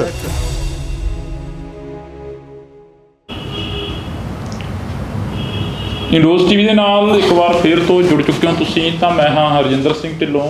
ਇਸ ਵਕਤ ਅਸੀਂ ਚਰਚਿਤ ਸੀਟ ਖਡੂਰ ਸਾਹਿਬ ਦੀ ਗੱਲ ਕਰਨ ਦੇ ਲਈ ਪਹੁੰਚੇ ਹਾਂ, ਕਿਉਂਕਿ ਚਰਚਿਤ ਸੀਟ ਇਸ ਕਰਕੇ ਕਹਿ ਰਹੇ ਹਾਂ, ਉੱਥੇ ਆਜ਼ਾਦ ਉਮੀਦਵਾਰ ਦੇ ਤੌਰ ਤੇ ਭਾਈ ਅਮਰਪਾਲ ਸਿੰਘ ਚੋਣਾਂ ਦੇ ਵਿੱਚ ਮੈਦਾਨ ਦੇ ਵਿੱਚ ਉਤਰੇ ਨੇ। ਤਾਂ ਮੈਦਾਨ ਦੇ ਵਿੱਚ ਉਤਾਰਨ ਵਾਲੇ ਜਿਹੜੇ ਬੰਦੇ ਨੇ, ਬੈਕ ਤੇ ਸਪੋਰਟ ਕਰ ਰਹੇ ਨੇ, ਉਹ ਸਾਡੇ ਨਾਲ ਮੌਜੂਦ ਨੇ। ਰਾਜਦੇਵ ਖਾਲਸਾ ਜੀ ਵਕੀਲੀ ਤੌਰ ਤੇ ਵੀ, ਐਡਵੋਕੇਟ ਵੀ ਆਪਣੀ ਜਿਹੜੀ ਕਿ ਕਾਫੀ ਸ਼ਿੱਦਤ ਦੇ ਨਾਲ ਕਰਦੇ ਨੇ। ਤਾਂ ਅਸੀਂ ਪਹਿਲਾਂ ਸਵਾਗਤ ਕਰਾਂਗੇ ਜੀ। ਵਾਹਿਗੁਰੂ ਜੀ ਕਾ ਖਾਲਸਾ, ਵਾਹਿਗੁਰੂ ਜੀ ਕੀ ਫਤਿਹ। ਖਾਲਸਾ ਜੀ, ਜਿਵੇਂ ਮੈਂ ਸਟਾਰਟਿੰਗ ਕਹੀ ਕਿ ਚਰਚਿਤ ਸੀਟ ਬਣ ਗਈ ਆ ਖਡੂਰ ਸਾਹਿਬ। ਸਪੋਰਟ ਤੁਸੀਂ ਕਰ ਰਹੇ ਹੋ ਖਡੂਰ ਸਾਹਿਬ ਤੋਂ ਬੈਕ ਤੇ ਰਹਿ ਕੇ ਜੋ ਪਰਮਿਸ਼ਨ ਲੈਣੀ ਸੀ, ਜੋ ਇਜਾਜ਼ਤ ਲੈਣੀ ਸੀ, ਉਹ ਸਾਰਾ ਤੁਹਾਡੇ ਹੱਥ ਵੱਸ ਸੀਗਾ। ਕਿਵੇਂ ਦਾ ਜੋ ਹੈਗਾ ਉੱਥੋਂ ਦਾ ਮਾਹੌਲ ਲੱਗ ਰਿਹਾ ਹੈਗਾ? ਦੇਖੋ, ਚਰਚਿਤ ਸੀਟ ਨਹੀਂ ਹੈ ਖਡੂਰ ਸਾਹਿਬ। ਖਡੂਰ ਸਾਹਿਬ ਇਤਿਹਾਸਕ ਪੰਥਕ ਸੀਟ ਹੈ। ਇਸ ਸਮੇਂ ਜਿਹੜਾ ਖਾਲਸਾ ਪੰਥ ਦਾ ਸਾਰਾ ਮਦਾਰ ਜਿਹੜਾ ਹੈ ਉਹ ਖਡੂਰ ਸਾਹਿਬ ਦੀ ਸੀਟ ਤੇ ਹੈ, ਜਿਹੜੀ ਖਡੂਰ ਸਾਹਿਬ ਲੋਕ ਸਭਾ ਸੀਟ ਹੈ। ਇਹਦੇ 'ਚ ਭਾਈ ਅੰਮ੍ਰਿਤਪਾਲ ਸਿੰਘ ਨੇ ਸੰਗਤ ਦੀ, ਜਨਤਾ ਦੀ ਤੇ ਲੋਕਾਂ ਦੀ ਜਿਹੜੀ ਹੈਗੀ ਹੈ ਉਹ ਹੁਕਮ ਮੰਨ ਕੇ ਉੱਥੋਂ ਖੜੇ ਹੋਣ ਦਾ ਫੈਸਲਾ ਕੀਤਾ। ਮੈਂ ਉਹਨਾਂ ਨੂੰ ਇਸ ਬਾਰੇ ਦੱਸਿਆ ਸੀ ਕਿ ਸਾਰੇ ਸਰਵੇਖਣ ਵਿੱਚ ਸੰਗਤ ਦੀ ਇਹ ਆਮ ਮੰਗ ਹੈ, ਸਭ ਦੀ ਇਹ ਬੇਨਤੀ ਹੈ ਕਿ ਭਾਈ ਅੰਮ੍ਰਿਤਪਾਲ ਸਿੰਘ ਇੱਥੋਂ ਚੋਣ ਲੜਨ। ਤੇ ਖਾਲਸਾ ਪੰਥ ਨੂੰ ਅੱਜ ਅਗਵਾਈ ਦੀ ਲੋੜ ਹੈ। ਸਲਾਹ ਜਿਹੜਾ ਬੜਾ ਵੱਡਾ ਪੈ ਗਿਆ ਖਾਲਸਾ ਪੰਥ ਦੀ ਅਗਵਾਈ ਦੇ ਵਿੱਚ, ਲੀਡਰਸ਼ਿਪ ਦੇ ਵਿੱਚ। ਅੱਜ ਜਿਹੜਾ ਸ਼੍ਰੋਮਣੀ ਅਕਾਲੀ ਦਲ ਹੈ, ਸਿੱਖਾਂ ਦੀ ਇਤਿਹਾਸਕ ਜਥੇਬੰਦੀ ਹੈ, ਜਿਹੜੀ ਬੜੇ ਸੰਘਰਸ਼ ਪਿੱਛੋਂ ਇਹ ਹੋਂਦ ਵਿੱਚ ਆਈ ਸੀ 1920 ਵਿੱਚ, ਉਹ ਅੱਜ ਪੰਥ ਜਥੇਬੰਦੀ ਨਾ ਰਹਿ ਕੇ ਸਿਰਫ ਉਹ ਜਿਹੜੀ ਹੈ ਇੱਕ RSS ਦਾ ਹੱਥ ਛੋਟਾ ਬਣ ਗਈ। ਤੁਸੀਂ ਚਰਚਾ ਕਰੀ ਆ, ਚਲੋ ਮੈਂ ਜਾਣਾ ਨਹੀਂ ਸੀ ਚਾਹੁੰਦਾ ਉਸ ਪਾਸੇ RSS ਦੀ। ਅੱਛਾ, ਇੱਕ ਸਮੇਂ ਦੇ ਲਈ ਤੁਸੀਂ ਵੀ ਜੁਆਇਨ ਕਰੀ ਸੀ RSS? ਬਿਲਕੁਲ ਨਹੀਂ ਕਰੀ ਜੀ। ਮੈਂ ਇੱਥੇ ਆਪਣੀ ਕੋਠੀ ਦੇ ਵਿੱਚ 6000 ਸਿੱਖਾਂ ਦਾ ਇਕੱਠ ਕਰਿਆ ਸੀ ਤੇ ਉਸ ਦੇ ਵਿੱਚ ਇਹਨਾਂ ਦੀ ਜਿਹੜੀ ਰਾਸ਼ਟਰੀ ਸਿੱਖ ਸੰਗਤ ਦੀ ਜਿਹੜੀ ਟੌਪ ਲੀਡਰਸ਼ਿਪ ਸੀ, ਜਿਹਦੇ ਚਰਨਜੀਤ ਸਿੰਘ ਵੀ ਸੀ, ਇਹ ਸਾਰੇ ਹਾਜ਼ਰ ਸੀ। ਮੈਂ ਉਹਨਾਂ ਨੂੰ ਇਹ ਗੱਲ ਇੱਥੇ ਕਹੀ ਸੀ ਜੀ 6000 ਦੀ ਹਾਜ਼ਰੀ ਵਿੱਚ ਕਿ ਜਿਹੜੀ ਅਸੀਂ ਕਿਸੇ ਨੂੰ ਅਛੂਤ ਨਹੀਂ ਸਮਝਦੇ, ਭਾਵੇਂ RSS ਆਵੇ ਭਾਵੇਂ ਕੋਈ ਹੋਰ ਆਵੇ। ਤੇ ਸਿੱਖਾਂ ਦੀਆਂ 3 ਜਿਹੜੀਆਂ ਮੰਗਾਂ ਨੇ। ਪਹਿਲੀ ਮੰਗ ਇਹ ਕਿ ਜਿਹੜੀ ਖਾਲਸਾ ਪੰਥ ਹੈ, ਜਿਹੜੀ ਸਿੱਖ ਕੌਮ ਹੈ, ਇਹ ਹਿੰਦੂ ਧਰਮ ਦਾ ਹਿੱਸਾ ਨਹੀਂ ਹੈ। ਇਸ ਦੀ ਅਲੱਗ ਪਹਿਚਾਣ ਹੈ, ਇਸ ਦੀ ਅਲੱਗ ਸ਼ਨਾਖਤ ਹੈ, ਇਸ ਦੇ ਅਲੱਗ ਰੋਹ ਰੀਤ ਨੇ ਤੇ ਇਹਦਾ ਹਿੰਦੂ ਧਰਮ ਨਾਲ ਕੋਈ ਦੂਰ ਦਾ ਤਲਕ ਨਹੀਂ, ਪਰੰਤੂ ਸਹਿਚਾਰ ਸਾਡਾ ਸਾਰਿਆਂ ਨਾਲ ਹੈ। ਤੇ ਇਹ ਇਕਰਾਰ ਦੇਵੇ RSS ਕਿ ਰਾਸ਼ਟਰੀ ਸਿੱਖ ਸੰਗਤ ਕਿ ਉਹ ਇਸ ਨੂੰ ਮੰਨਦੇ ਹੈ। ਦੂਸਰੀ ਗੱਲ ਕਿ ਸੰਤ ਜਰਨੈਲ ਸਿੰਘ ਭਿੰਡਰਾਂਵਾਲੇ 20ਵੀਂ ਸਦੀ ਦੇ ਸਭ ਤੋਂ ਵੱਡੇ ਸ਼ਹੀਦ ਹੋਏ ਹੈ ਤੇ ਇਹ ਮੰਨਣ ਕਿ ਉਹ ਸਭ ਤੋਂ ਵੱਡੇ ਸ਼ਹੀਦ ਹੋਏ ਹੈ। ਉਸ ਦੇ ਵਿੱਚ ਸਰਦਾਰ ਬੇਅੰਤ ਸਿੰਘ, ਸਰਦਾਰ ਸੁਖਵੰਤ ਸਿੰਘ ਤੇ ਆਪਣਾ ਜਿੰਦਾ, ਹਰਜਿੰਦਰ ਸਿੰਘ ਜਿੰਦਾ, ਸੁਖਵਿੰਦਰ ਸਿੰਘ ਸੁੱਖਾ, ਇਹ ਵੀ ਬੜੇ ਮਹਾਨ ਸ਼ਹੀਦ ਹੋਏ ਹੈ ਕਿਉਂਕਿ ਇਹਨਾਂ ਨੇ ਧਰਮ ਲਈ ਸ਼ਹਾਦਤ ਦਿੱਤੀ। ਇਹਨਾਂ ਨੂੰ ਵੀ ਸ਼ਹੀਦ ਮੰਨਿਆ ਜਾਵੇ। ਤੇ ਤੀਸਰਾ 370 ਧਾਰਾ ਜਿਸ ਤਰ੍ਹਾਂ ਲਾਗੂ ਕੀਤੀ ਹੈ ਜੰਮੂ ਕਸ਼ਮੀਰ 'ਚ, ਉਸ ਤਰ੍ਹਾਂ ਸਿੱਖਾਂ ਦੇ ਤੇ ਲਾਗੂ ਕਰਕੇ ਉਹਨਾਂ ਨੂੰ ਸਪੈਸ਼ਲ ਜਿਹੜਾ ਹੈਗਾ ਖਾਸ ਦਰਜਾ ਦਿੱਤਾ ਜਾਵੇ। ਉਸੇ ਥਾਂ ਤੇ ਟੁੱਟ ਭੱਜ ਹੋ ਗਈ ਸੀ। ਹਾਂ, ਉਹ ਕਹਿੰਦੇ ਜੀ ਇਹ ਮੰਗਾਂ ਨਾ ਅਸੀਂ ਸੋਚ ਸਕਦੇ ਹਾਂ ਨਾ ਅਸੀਂ ਮੰਨ ਸਕਦੇ। ਇਹ ਕਈਆਂ ਹੀ ਮੰਗਾਂ ਨੂੰ ਕਿਹਾ। ਮੈਂ ਉੱਥੇ ਐਲਾਨ ਕਰਤਾ ਸੀ ਕਿ ਜਿਹੜੀ ਇਹ RSS ਹੈ, ਇਹ ਸਿੱਖ ਵਿਰੋਧੀ ਸੰਸਥਾ ਤੇ ਇਸ ਨੂੰ ਮੂੰਹ ਨਾ ਲਾਇਆ ਜਾਵੇ। ਜਿਵੇਂ ਹੁਣ ਚਰਚਾਵਾਂ ਚੱਲੀਆਂ ਨੇ, ਕਹਿੰਦੇ ਕਿ ਜਿਹੜੀ ਅਮਰਤਪਾਲ ਸਿੰਘ ਦੀ ਟਿਕਟ ਨੂੰ ਲੈ ਕੇ ਵਿਰੋਧੀ ਧਿਰ ਤੰਜ ਕੱਸਦੀ ਆ ਨਜ਼ਰ ਆਉਂਦੀ ਆ। ਇੱਥੋਂ ਤੱਕ ਕਿ ਵਿਰਸਾ ਸਿੰਘ ਬਲਟੋਹਾ ਨੇ ਤਾਂ ਇਹ ਵੀ ਐਲਾਨ ਕਰਤਾ ਕਿ ਮੇਰੇ ਨਾਲ ਖੁੱਲੀ ਬਹਿਸ ਕਰ ਲੈਣ, ਜਿਹੜਾ ਮਰਜ਼ੀ ਬੰਦਾ ਆ ਜੇ। ਨਹੀਂ ਜੀ, ਵਿਰਸਾ ਸਿੰਘ ਬਲਟੋਹਾ ਨਾਲ ਅੱਜ ਮੇਰੀ ਖੁੱਲੀ ਬਹਿਸ ਹੋਈ ਸੀ ਡੇਲੀ ਪੋਸਟ ਤੇ। ਡੇਲੀ ਪੋਸਟ ਨੇ ਕਿਹਾ ਜੀ ਬਹਿਸ ਕਰ ਲਓ, ਮੈਂ ਕਿਹਾ ਸੀ ਬਹਿਸ ਕਰ ਲਓ। ਮੈਂ ਦੱਸਿਆ ਸੀ ਵਿਰਸਾ ਸਿੰਘ ਬਲਟੋਹੇ ਦਾ ਕਿ RSS ਦਾ ਖਾਸ ਹੈ, ਟੌਪ ਲੀਡਰ ਹੈ ਤੇ ਮੋਹਨ ਭਾਗਵਤ ਦੇ ਪੈਰੀ ਹੱਥ ਲਾ ਕੇ ਹਰੇਕ ਕਾਰਜ ਸ਼ੁਰੂ ਕਰਦਾ ਤੇ ਇਹਨੂੰ ਮੈਂ ਆਪਣੀਆਂ ਅੱਖਾਂ ਨਾਲ ਦੇਖਿਆ। ਮੋਹਨ ਭਾਗਵਤ ਦੇ ਪੈਰੀ ਹੱਥ ਲਾ ਕੇ ਉਹਦੀ ਅਸ਼ੀਰਵਾਦ ਲੈਂਦੇ ਤੇ ਬਾਦਲ, ਪ੍ਰਕਾਸ਼ ਸਿੰਘ ਬਾਦਲ ਤੇ ਸੁਖਬੀਰ ਸਿੰਘ ਬਾਦਲ ਨੇ ਇਹਦੀ ਰਾਏ ਤੇ ਬਹਿਬਲ ਕਲਾਂ ਵੀ ਗੋਲੀ ਚਲਾਈ, ਜਿਹਦੇ ਵਿੱਚ 2 ਸਿੰਘ ਸਰਦਾਰ ਕ੍ਰਿਸ਼ਨ ਭਗਵਾਨ ਸਿੰਘ ਤੇ ਸਰਦਾਰ ਗੁਰਜੀਤ ਸਿੰਘ ਨੇ ਸ਼ਹੀਦੀ ਪ੍ਰਾਪਤ ਕੀਤੀ। ਇਹ ਬੜੀ ਮਹਾਨ ਹਸਤੀ ਹੈ ਵਿਰਸਾ ਸਿੰਘ ਬਲਟੋਹਾ ਕਿ ਇਹਨਾਂ ਨੇ ਇੱਕ ਅਕਾਲੀ ਸਰਕਾਰ ਦੇ ਵੇਲੇ ਪੰਜਾ ਸਾਹਿਬ ਵਰਗਾ ਬਾਟਾ ਜਿਹੜਾ ਹੈ ਉਸ ਨੂੰ ਅੰਜਾਮ ਦਿੱਤਾ। ਸੋ ਇਹ ਵਿਰਸਾ ਸਿੰਘ ਬਲਟੋਹਾ ਨਾਲ ਕਾਹਦੀ ਜਿਹੜੀ ਹੈ ਖੁੱਲੀ ਬਹਿਸ ਕਰਨੀ ਹੈ। ਮੈਂ ਉਹਨੂੰ ਕਿਹਾ ਵੀ 4 ਜੂਨ ਨੂੰ ਆਪਦੀ ਤਿਆਰੀ ਰੱਖ ਤੇ ਆਪਦੀ ਜ਼ਮਾਨਤ ਜ਼ਬਤ ਕਰਾਉਣ ਦਾ ਐਲਾਨ ਕਰ। ਤੇਰੇ ਨਾਲ ਖੁੱਲੀ ਬਹਿਸ ਕਰਕੇ ਤਾਂ ਆਪਣੇ ਆਪ ਨੂੰ ਮਹੱਤਤਾ ਦੇ ਕੇ ਤਕੜਾ ਹੋਣ ਦੀ ਕੋਸ਼ਿਸ਼ ਕਰ ਰਿਹਾ ਕਿ ਮੇਰੇ ਨਾਲ ਖੁੱਲੀ ਬਹਿਸ ਕਰ ਰਿਹਾ, ਸ਼ਾਇਦ ਮੈਂ ਬੜਾ ਸੰਬੰਧਿਤ ਤੇ ਰਹਿ ਜਾਂ ਮੇਰੀ ਕੋਈ ਖਾਸ ਚੀਜ਼ ਹੈ। ਵਿਰਸਾ ਸਿੰਘ ਬਲਟੋਹਾ ਬਾਰੇ ਇੰਟਰਵਿਊ ਦਿੱਤੀ ਹੈ ਆਪਣਾ ਬੋਨੀ ਅਜਨਾਲਾ ਨੇ ਕਿ ਜੀ ਇਹ ਕੜੇ ਚੋਰੀ ਕਰਦਾ ਰਿਹਾ। ਉਹਦੇ ਵਿੱਚ 3 ਭਰਾ ਨੇ, 3 ਭਰਾਵਾਂ ਦੀ ਆਹੀ ਸੀ। ਬਾਕੀ ਜਿਹੜੀਆਂ ਸੰਤ ਜਰਨੈਲ ਸਿੰਘ ਭਿੰਡਰਾਂਵਾਲੇ ਵੇਲੇ ਵੀ ਉਹਨਾਂ ਨੂੰ ਧੋਖਾ ਦਿੱਤਾ, ਉਹ ਵੀ ਹੈਗਾ। ਸੋ ਵਿਰਸਾ ਸਿੰਘ ਬਲਟੋਹੇ ਨੇ ਕੀ ਗੱਲ ਕਰਨੀ ਹੈ? ਵਿਰਸਾ ਸਿੰਘ ਬਲਟੋਹੇ ਨਾਲ ਖੁੱਲੀ ਬਹਿਸ ਉਹੀ ਸੱਦਾ ਦਿੰਦਾ ਹੁੰਦਾ ਹੈ ਜਿਹੜਾ ਬਿੱਲ ਹੈ। ਨਹੀਂ, ਇਹ ਆਪ ਉਮੀਦਵਾਰ ਹੈ, ਇਹਨੂੰ ਪ੍ਰਚਾਰ ਕਰਨਾ ਚਾਹੀਦਾ। ਪ੍ਰਚਾਰ ਹੈ ਨਹੀਂ, ਖੁੱਲੀ ਬਹਿਸ ਕਰੀ ਜਾਂਦੇ ਆ। ਅੱਛਾ, ਖੁੱਲੀ ਬਹਿਸ 'ਚ ਵੀ ਉਹਨਾਂ ਨੂੰ ਕਹਿਤਾ ਸੀ ਜਿਹੜਾ ਉਹ ਅੰਤਰ ਹੈ ਆਪਣਾ ਇਹ ਚੀਜ਼ ਕਹਿੰਦਾ ਹੁਣ ਡੇਲੀ ਪੋਸਟ ਦਾ ਵੀ ਤੁਸੀਂ ਵਿੱਚ ਬੋਲੀ ਜਾਂਦੇ ਹੋ। ਜਦੋਂ ਮੈਂ ਬੋਲਦਾ ਮੇਰੀ ਆਵਾਜ਼ ਨੂੰ ਕੱਟਣ ਦੀ ਕੋਸ਼ਿਸ਼ ਕਰਦੇ ਸੀ ਤੇ ਤੁਹਾਡਾ ਕਿਹਾ ਜਾਂਦਾ ਵੀ ਜਿਹੜਾ ਤੁਹਾਡਾ ਅਦਾਰਾ ਹੈ ਇਹ TV ਹੈ ਇੱਕ ਪੱਖ ਦਾ ਹੈ। ਤੇ ਫਿਰ ਇਹਨਾਂ ਨੇ ਵਿਰਸਾ ਸਿੰਘ ਦੀ ਸਲਾਹ 'ਤੇ ਇਜ਼ਹਾਰ ਆਲਮ ਨੂੰ ਲਾਇਆ ਗਿਆ DGP। ਵਿਰਸਾ ਸਿੰਘ ਦੀ ਸਲਾਹ 'ਤੇ ਮਿਨਿਸਟਰ ਸੀ, ਇਹ ਮੰਤਰੀ ਸੀ, ਇਹਦੀ ਸਲਾਹ 'ਤੇ ਸੈਣੀ ਨੂੰ ਲਾਇਆ ਗਿਆ। ਫਿਰ ਇਹ ਜਿਹੇ ਮਹਾਨ ਸਿੱਖ ਕਿੱਥੇ ਲੱਭਦੇ ਆ ਜਿਹੜੇ ਸੈਣੀ ਨੂੰ ਲਾਉਣ, ਹੋਰ ਨੂੰ ਲਾਉਣ। ਚਲੋ ਮੋਹਨ ਭਾਗਵਤ ਨੂੰ ਲਾ ਦਿੰਦਾ, ਉਹਦੇ ਹੱਥ ਤਾਂ ਨਹੀਂ ਨਾ ਸੀ ਵੀ ਕੋਈ ਖੂਨ ਨਾਲ ਰੰਜੇ ਹੈ ਜਾਂ ਕੋਈ ਹੋਰ ਹੈ। ਇਹਨਾਂ ਨੇ ਉਹਨਾਂ ਨੂੰ ਹੀ ਲਾਤਾ ਸਿੱਧਾ। ਮੋਹਨ ਭਾਗਵਤ ਦੀ ਕਿਉਂ ਗੱਲ ਕਰ ਰਹੇ ਹੋ ਤੁਸੀਂ? ਮੋਹਨ ਭਾਗਵਤ ਦੀ ਇਸ ਲਈ ਵੀ RSS ਦਾ ਮੁਖੀ ਹੈ ਤੇ ਇਹਦਾ ਗੁਰੂ ਹੈ। ਬਿਰਸਾ ਸਿੰਘ ਬਲਟੋਹਾ ਦਾ। ਤੁਸੀਂ ਹੁਣੇ ਗੱਲ ਕਰੀਏ ਕਿ ਅਸੀਂ ਅੱਖੀਂ ਦੇਖਿਆ ਮੋਹਨ। ਹਾਂ ਕਿਹੜਾ ਟਾਈਮ ਸੀ ਉਹ ਜਦੋਂ ਤੁਸੀਂ ਅੱਖੀਂ ਦੇਖਿਆ? ਇਹ ਅੱਖੀਂ ਦੇਖਿਆ ਜੀ, ਕਨਸਟੀਟਿਊਸ਼ਨ ਕਲੱਬ ਜਿਹੜਾ ਦਿੱਲੀ ਦਾ, ਉਸ ਦੇ ਵਿੱਚ ਇੱਕ ਸਮਾਗਮ ਸੀ। ਉਸ ਸਮਾਗਮ ਦੇ ਵਿੱਚ ਪੈਰੀ ਹੱਥ ਲਾਏ। ਜਿਹੜਾ ਉਹ ਸਮਾਗਮ ਸੀਗਾ ਉਹ ਭਾਰਤੀ ਸੱਭਿਆਚਾਰ ਤੇ ਕੀ ਕਹਿੰਦੇ ਸਿੱਖ ਵਿਰਸੇ ਦੇ ਸਾਂਝਤਾ ਤੇ ਉੱਥੇ ਸਮਾਗਮ ਰਚਿਆ ਗਿਆ ਸੀ, ਉੱਥੇ ਲਾਏ। ਇਹ ਵੀ ਗੱਲਾਂ ਚੱਲਦੀਆਂ ਨੇ, ਕਹਿੰਦੇ ਕਿ ਇਕੱਲਾ ਅੰਮ੍ਰਿਤਪਾਲ ਸਿੰਘ ਨੂੰ ਟਿਕਟ ਦਵਾ ਕੇ ਜਿਤਾ ਕੇ ਕੀ ਦੂਸਰੇ ਬੰਦਿਆਂ ਤੇ NSA ਟੁੱਟ ਜੂ? ਦੇਖੋ ਇਹ ਤਾਂ ਇਹ ਜਿਹੜਾ ਭਾਈ ਅੰਮ੍ਰਿਤਪਾਲ ਸਿੰਘ ਨੇ ਇਕੱਲੀ ਸੀਟ ਲੜਨ ਦਾ ਫੈਸਲਾ ਲਿਆ, ਇਹ ਮੇਰੀ ਰਾਏ ਦੇ ਉਲਟ ਲਿਆ। ਮੈਂ ਉਹਨਾਂ ਨੂੰ ਰਾਏ ਦਿੱਤੀ ਸੀ ਕਿ 13 ਦੀਆਂ 13 ਸੀਟਾਂ 'ਤੇ ਚੋਣ ਲੜੀ ਜਾਵੇ ਤੇ ਇਕੱਲੀ ਸੀਟ 'ਤੇ ਨਹੀਂ, ਪਰੰਤੂ ਉਹਨਾਂ ਨੇ ਇਕੱਲੀ ਸੀਟ ਲੜਨ ਦਾ ਫੈਸਲਾ ਲੈ ਲਿਆ। ਇਸ 'ਤੇ ਮੇਰੀ ਸਹਿਮਤੀ ਨਹੀਂ ਸੀ ਵੀ ਇਕੱਲੀ ਸੀਟ ਲੜੀ ਜਾਵੇ। ਮੈਂ ਕਹਿੰਦਾ ਸੀ 13 ਦੀਆਂ 13 ਲੜੀਆਂ ਜਾਣ। ਇਹ ਉਹਨਾਂ ਦਾ ਫੈਸਲਾ ਹੈ ਵੀ ਇਕੱਲੀ ਸੀਟ ਲੜਨੀ ਹੈ। ਜਿੱਥੋਂ ਤੱਕ NSA ਟੁੱਟਣ ਦਾ ਹੋ ਰਿਹਾ, ਇਹ 'ਚ ਬੜਾ ਵੱਡਾ ਫਤਵਾ ਹੈ। ਇਹ ਰਫੰਡਰਮ ਹੈ ਇਸ ਚੀਜ਼ 'ਤੇ ਕਿ ਭਗਵੰਤ ਮਾਨ ਦੀ ਸਰਕਾਰ ਨੇ ਜਿਹਨੇ ਗ੍ਰਿਫਤਾਰੀ ਦਾ ਫੈਸਲਾ ਲਿਆ ਸੀ ਉਹ ਬੁਰੀ ਤਰ੍ਹਾਂ ਹਾਰ ਗਈ, ਅਤੇ ਜਦੋਂ ਹਾਰ ਜਾਂਦੀ ਹੁੰਦੀ ਹੈ ਸਰਕਾਰ ਤਾਂ ਉਹ ਜੇਤੂ ਨੂੰ ਰਿਹਾ ਕਰਦੀ ਉਹ ਹੁੰਦੀ ਹੈ। ਇਹ ਉਹਦੇ ਕੋਲ ਹੋਰ ਕੋਈ ਆਵਾਜ਼ ਨਹੀਂ ਰਹਿੰਦੀ, ਉਹਦੇ 'ਚ ਦਸੇ ਹੀ ਰਿਹਾ ਹੋ ਜਾਣਗੇ। ਕੱਲ੍ਹ ਇੱਕ ਚੋਣ ਕਮਿਸ਼ਨ ਨੂੰ ਚਿੱਠੀ ਲਿਖੀ ਜਾਂਦੀ ਆ ਅੰਮ੍ਰਿਤਪਾਲ ਸਿੰਘ ਦੇ ਪਰਿਵਾਰ ਵੱਲੋਂ, ਕਿਹਾ ਜਾਂਦਾ ਕਿ ਸਾਡੇ ਪ੍ਰਚਾਰ 'ਤੇ ਪਾਬੰਦੀ ਲੱਗ ਰਹੀ ਆ, ਸਾਡੇ WhatsApp ਗਰੁੱਪ ਨੇ ਜਿਹੜੇ ਉਹ ਬੈਨ ਕੀਤੇ ਜਾ ਰਹੇ ਨੇ। ਤੁਹਾਡੇ ਕੋਲ ਕੋਈ ਗੱਲ ਆਈ ਇੱਦਾਂ? ਨਹੀਂ, ਮੈਂ ਇੱਧਰੋਂ ਬੇਲ ਨਹੀਂ ਮਿਲੀ, ਇੱਧਰਲੇ ਪਾਸਿਓਂ ਮੈਨੂੰ ਨਹੀਂ ਪਤਾ। ਜਿਹੜੀ ਗੱਲ ਉਹਨਾਂ ਨੇ ਕਹੀ ਉਹ ਠੀਕ ਹੈ ਕਹੀ, ਉਹਨੇ ਗਲਤ ਕਿਉਂ ਕਹਿਣਗੇ? ਉਹ ਠੀਕ ਹੈ ਹੋਊ ਗੱਲ। ਉਹ ਇੱਦਾਂ ਇਸ ਤਰੀਕੇ ਦੇ ਨਾਲ ਪਾਬੰਦੀ ਲੱਗਣੀ, ਚੋਣ ਪ੍ਰਚਾਰ ਕਰਦਿਆਂ ਦੇ ਉੱਪਰ WhatsApp ਗਰੁੱਪ ਬੈਨ ਹੋ ਜਾਣੇ, ਇਹਨਾਂ ਗੱਲਾਂ ਨਾਲ ਕਿੰਨੇ ਕੁ ਸਹਿਮਤ ਹੋ ਤੁਸੀਂ? ਨਹੀਂ ਜੀ, ਸਹਿਮਤੀ ਕੀ ਹੈ? ਇਹ ਤਾਂ ਬਹੁਤ ਵੱਡੀ ਵਧੀਕੀ ਹੈ। ਜੇ ਕੋਈ WhatsApp ਗਰੁੱਪ ਹੈ ਤਾਂ ਕਤਲ ਹੈ ਲੋਕਤੰਤਰ ਦਾ। ਸਹਿਮਤੀ ਇਹਦੇ ਨਾਲ ਕਾਹਦੀ ਹੈ ਬਈ ਉਹਦਾ WhatsApp ਗਰੁੱਪ ਬੈਨ ਕਰ ਦਿਓ? ਬਿਲਕੁਲ ਨਹੀਂ ਬੈਨ ਹੋਣਾ ਚਾਹੀਦਾ। ਔਰ ਇਲੈਕਸ਼ਨ ਕਮਿਸ਼ਨ ਨੂੰ ਜੇ ਕੋਈ ਬੈਨ ਹੋਈ ਹੈ ਤਾਂ ਇਲੈਕਸ਼ਨ ਕਮਿਸ਼ਨ ਨੂੰ ਤੋੜਨੀ ਪਊਗੀ ਬੈਨ, ਹੋਰ ਕੋਈ ਚਾਰਾ ਹੀ ਨਹੀਂ ਹੈ। ਸਾਰੀਆਂ ਦੁਨੀਆ ਦੀਆਂ ਨਜ਼ਰਾਂ ਅੱਜ ਖਡੂਰ ਸਾਹਿਬ ਦੀ ਸੀਟ ਵੱਲ ਨੇ, ਉੱਥੇ ਕਿਵੇਂ ਬੈਨ ਕਰਨਗੇ? ਇਹ ਹਿੰਮਤ ਨਹੀਂ ਕਰ ਸਕਦੇ ਕਿ ਉੱਥੇ ਲੋਕਤੰਤਰ ਦਾ ਤੇ ਡੈਮੋਕ੍ਰੇਸੀ ਦਾ ਗਲਾ ਘੋਟ ਦੇਣਗੇ। ਜਿਵੇਂ ਸਿਮਰਨਜੀਤ ਸਿੰਘ ਮਾਨ ਸੰਗਰੂਰ ਤੋਂ ਲੜ ਰਹੇ ਨੇ, ਅੰਮ੍ਰਿਤਪਾਲ ਸਿੰਘ ਦੇ ਘਰਦਿਆਂ ਵੱਲੋਂ ਪ੍ਰੈਸ ਕਾਨਫਰੰਸ ਕਰਕੇ ਦਾਅਵਾ ਕੀਤਾ ਗਿਆ ਕਿ ਖਡੂਰ ਸਾਹਿਬ ਤੋਂ ਅੰਮ੍ਰਿਤਪਾਲ ਸਿੰਘ ਨੂੰ ਵੱਧ ਤੋਂ ਵੱਧ ਵੋਟਾਂ ਪਾਓ ਤੇ ਸੰਗਰੂਰ ਤੋਂ ਸਿਮਰਨਜੀਤ ਸਿੰਘ ਮਾਨ ਨੂੰ ਪਾਓ। ਤਾਂ ਉੱਥੇ ਸੁਖਪਾਲ ਸਿੰਘ ਖਹਿਰਾ ਵੀ ਇੱਕ ਪੰਥਕ ਚਿਹਰਾ ਨੇ ਜਿਹੜੇ ਕਿ ਚੋਣ ਲੜ ਰਹੇ ਨੇ ਸੰਗਰੂਰ ਦੇ ਵਿੱਚੋਂ। ਇਹਨਾਂ ਦੋਨਾਂ ਚਿਹਰਿਆਂ ਦੇ ਵਿੱਚੋਂ ਕਿਸ ਨੂੰ ਜ਼ਿਆਦਾ ਫਾਇਦੇਮੰਦ ਮੰਨਦੇ? ਦੇਖੋ ਜੀ, ਮੈਨੂੰ ਜਦੋਂ ਮੇਰੇ ਨਾਲ ਗੱਲ ਹੋਈ ਸੀ ਭਾਈ ਸਾਹਿਬ ਦੀ, ਭਾਈ ਅੰਮ੍ਰਿਤਪਾਲ ਸਿੰਘ ਦੀ, ਉਹਨਾਂ ਨੇ ਹੋਰ ਸੀਟਾਂ ਬਾਰੇ ਨਹੀਂ ਕਿਹਾ ਸੀ ਬਈ ਕਿਹਦੀ ਹਮਾਇਤ ਕੀਤੀ ਜਾਵੇ। ਉਹਨਾਂ ਦੇ ਪਰਿਵਾਰ ਨੇ ਐਲਾਨ ਕਰਤਾ ਮੇਰੇ ਨਾਲ ਸਲਾਹ ਕੀਤੇ ਬਿਨਾਂ। ਮੇਰੀ ਸਲਾਹ ਨਹੀਂ ਹੋਈ ਤੇ ਮੈਂ ਤਾਂ ਆਪਣਾ ਆਜ਼ਾਦ ਫੈਸਲਾ ਲਊਂਗਾ ਕਿ ਕਿਹਨੂੰ ਵੋਟ ਪਾਉਣੀ ਹੈ ਸੰਗਰੂਰ ਜ਼ਿਲ੍ਹੇ ਦੇ ਵਿੱਚ। ਉਹ ਮੇਰਾ ਫੈਸਲਾ ਹੋਊਗਾ, ਮੈਂ ਅਜੇ ਲਿਆ ਨਹੀਂ। ਕਦੋਂ ਲਓਗੇ?